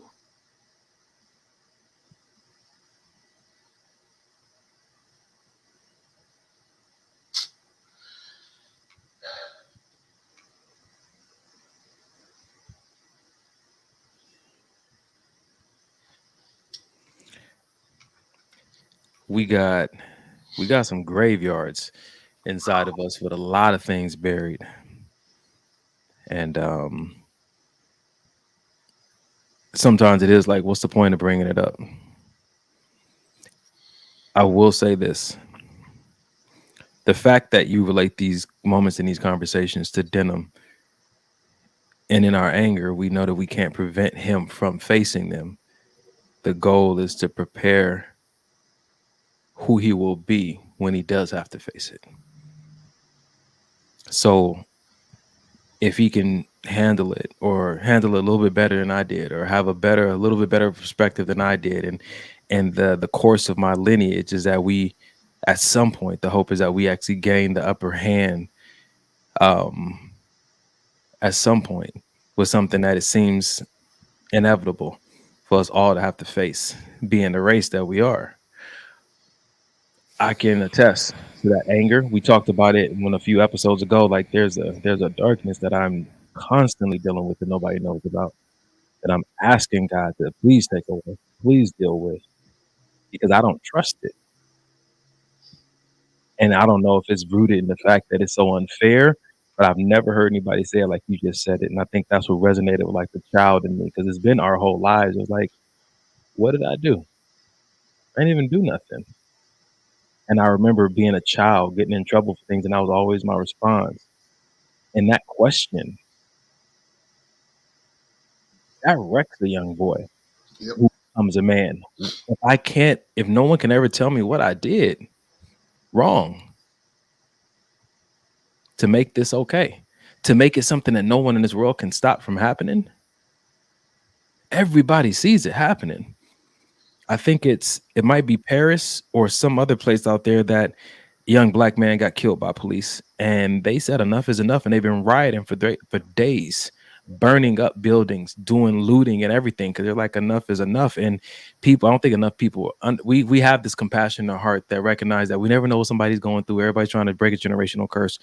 But I don't think that without the trained eye, you can see that a lot of black men are walking around with a full-blown riot inside of them.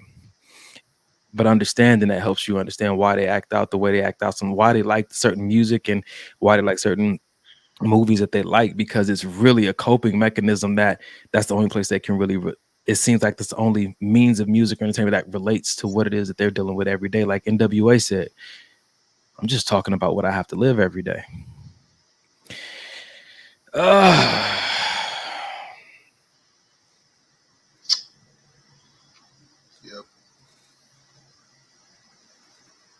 I don't know if you're in a place to answer this question. Yeah, let's go. What can we as black women do to help lighten that load? Because we see it.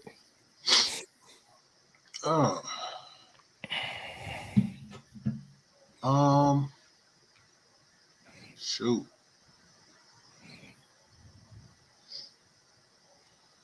I think I think a lot of times we don't, well, for me, a lot of times I don't really speak up about this kind of stuff because, like, as you said, it, like, everybody knows what's happening. But I think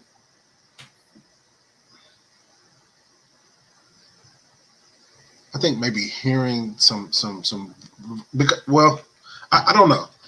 I don't know, because, you know, society puts out there that we don't take care of our kids. We drink, we smoke weed, we sag our pants, we gang bang, we we cheat on our women, we do all these things, and it just seems like for the good guys or reformed good guys like myself, it's like we'll never get out of the shadows of the stereotype. And it seems like everybody has bought into the stereotype. Anytime you see a black man that's maybe being accused of something, it's like everybody thinks that he's automatically guilty of it, and that's, from what I've seen, that's black, white, and everybody else, male, female, and everybody else. And I don't honestly, Carrie, I don't, or I'm sorry, I don't know. Yeah, Carrie said that. Honestly, Carrie, I don't know, but I know what I do know is whatever it is needs to come from black women. Man, I do know that.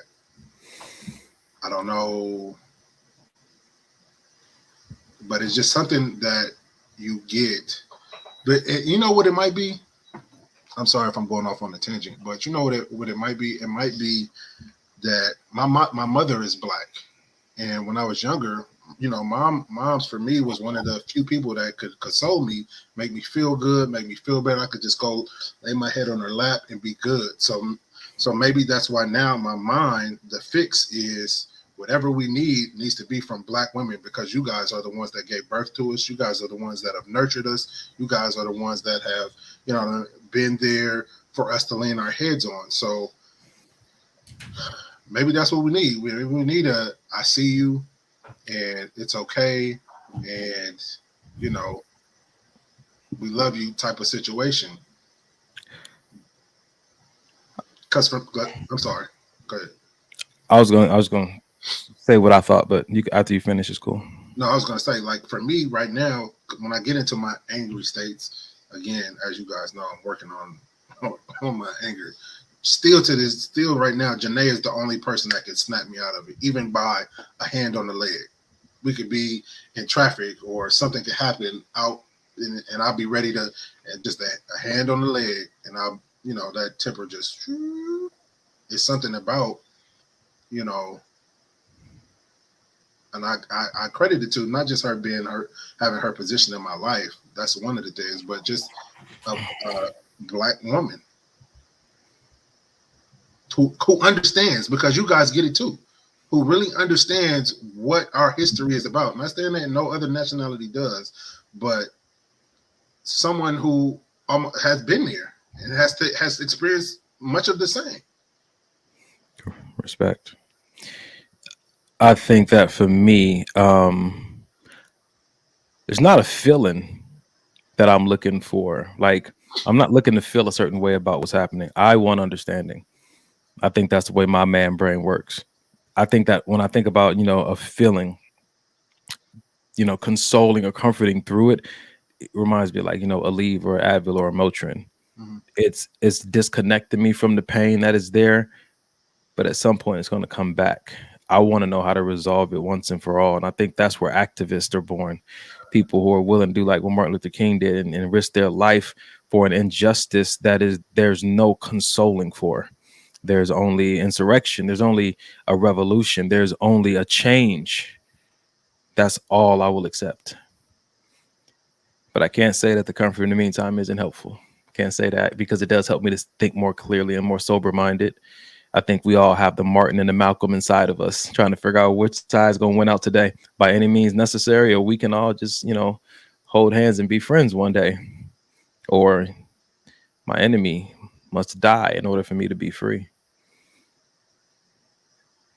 I think that an appropriate pursuit, again, is therapy. And I think that maybe even therapy, check this out though, therapy with a black woman therapist.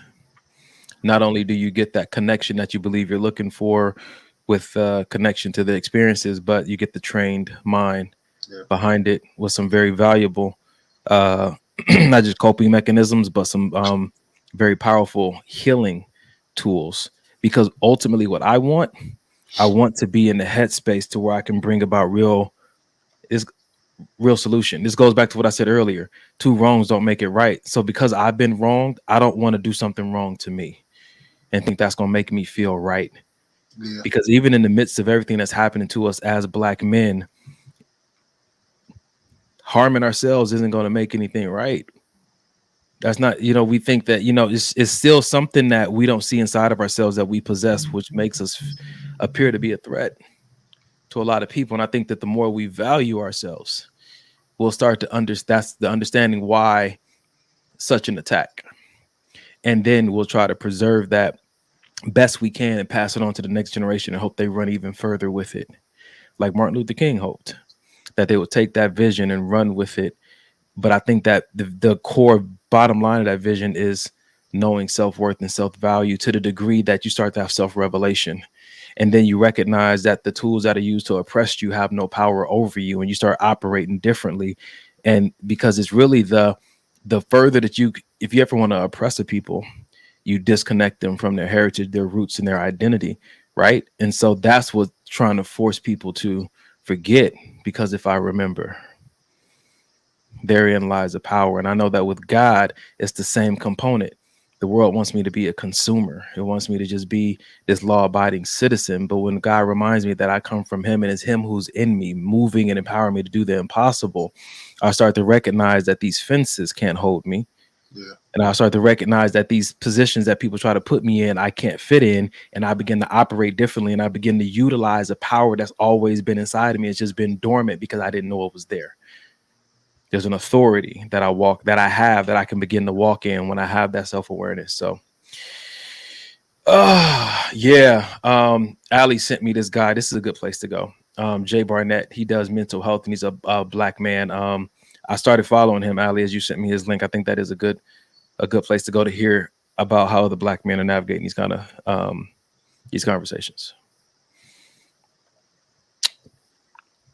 We do this at the end of every show. We like to put this resource up. It's suicide and crisis hotline. You can call 988 from your phone, or you can go online to 988. And if you're dealing with some thoughts and some energies and some emotions that are overwhelming and you're having these personal crises, you don't have to go through it alone. We may not have the solution for you, but we do know some of the best practices are to find help. Don't try to do it alone. We can agree upon that. Call this number if you're having a personal crisis, or if you know a Black man or any woman, child or elderly person that's struggling with some things. We said a lot tonight, and so many things may have been highlighted for you and then very emotionally triggering. Consider this a starting point for things being different in a better way. You can call this number and get connected to a therapist, counselor, support group, and many other resources to get clear about some things that got you a little foggy, to make some changes in your life that you've been struggling to make because you've been trying to do it on your own. Again, the number is 988. What you got, Mike? Jesus. You and Inglewood got a different kind of bond. Carrie said, meanwhile, let us know when you work so we can handle your coworkers like I handle my brother's ex. This is... Yeah, that's how we work. That's how you work in Inglewood? Yep. Wow. Yep. Wow. That's funny. Meanwhile, right. Nah, you man. Show up to your job like golly. Right. That's the one right there. We bringing the whole crew coming out. Look, everybody coming. Listen, we're gonna blow this thing up. Don't y'all play with us out here today. Listen,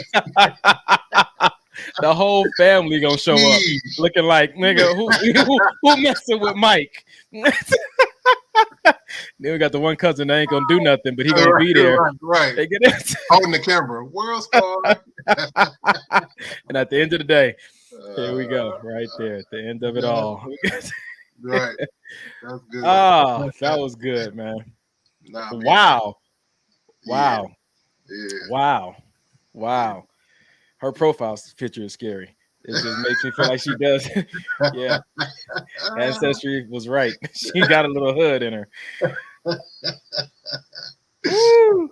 Boy, they gonna protect you, Mike. All right, ladies and gentlemen, that's our show for tonight. You praying out, Mike, or what?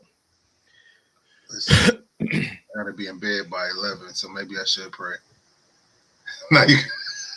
Wow! Just because I like talking to Jesus. Yeah, and they try to. If I got, go ahead and pray, bro. God,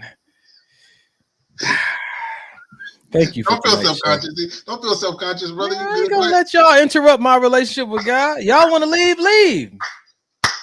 Me and God gonna talk for a minute. Let's go. Let's get Ain't nobody care. Y'all want to miss out on it? That's on y'all. Jesus, how you doing? I know we just talked a few minutes ago, but I'm here again. I got new people to pray for. First, I'm bringing to you Carrie and Mike, these two people that you created and placed in Inglewood. If you could so humble their hearts and protect Mike's coworkers and that mixed child Janae that you put on this earth next to Mike. Please let her white side come out of her. Hold the nigga down. All right.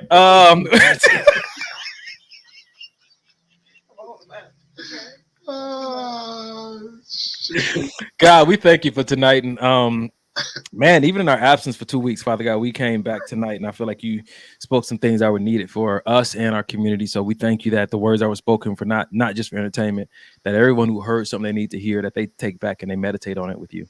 Man, something was said tonight that did help. We know that. And so I pray that we see real change, real transformation, that we can experience true and abundant life that you have so kindly come, Jesus, and sacrifice your life that we can experience. Help us not to miss out on the life you have for us for any reasons. Father God, any personal or mental or social hangups, help us overcome. Focus on what truly matters. Be a good steward over the legacy that you've given us, that the next generation may have a better chance to continue to bring you glory and walk out the fullness of life. We thank you for this podcast. May it stay. May it continue to move forward. Bring us the partners we need for marketing and everything else. If you see fit to take this to another level, we thank you for an opportunity to steward it. In Jesus' name we pray. Amen. Amen. Amen. It's a good show, man. Yeah, this was solid, bro. Until we see y'all again, man. One love. 2 Chainz.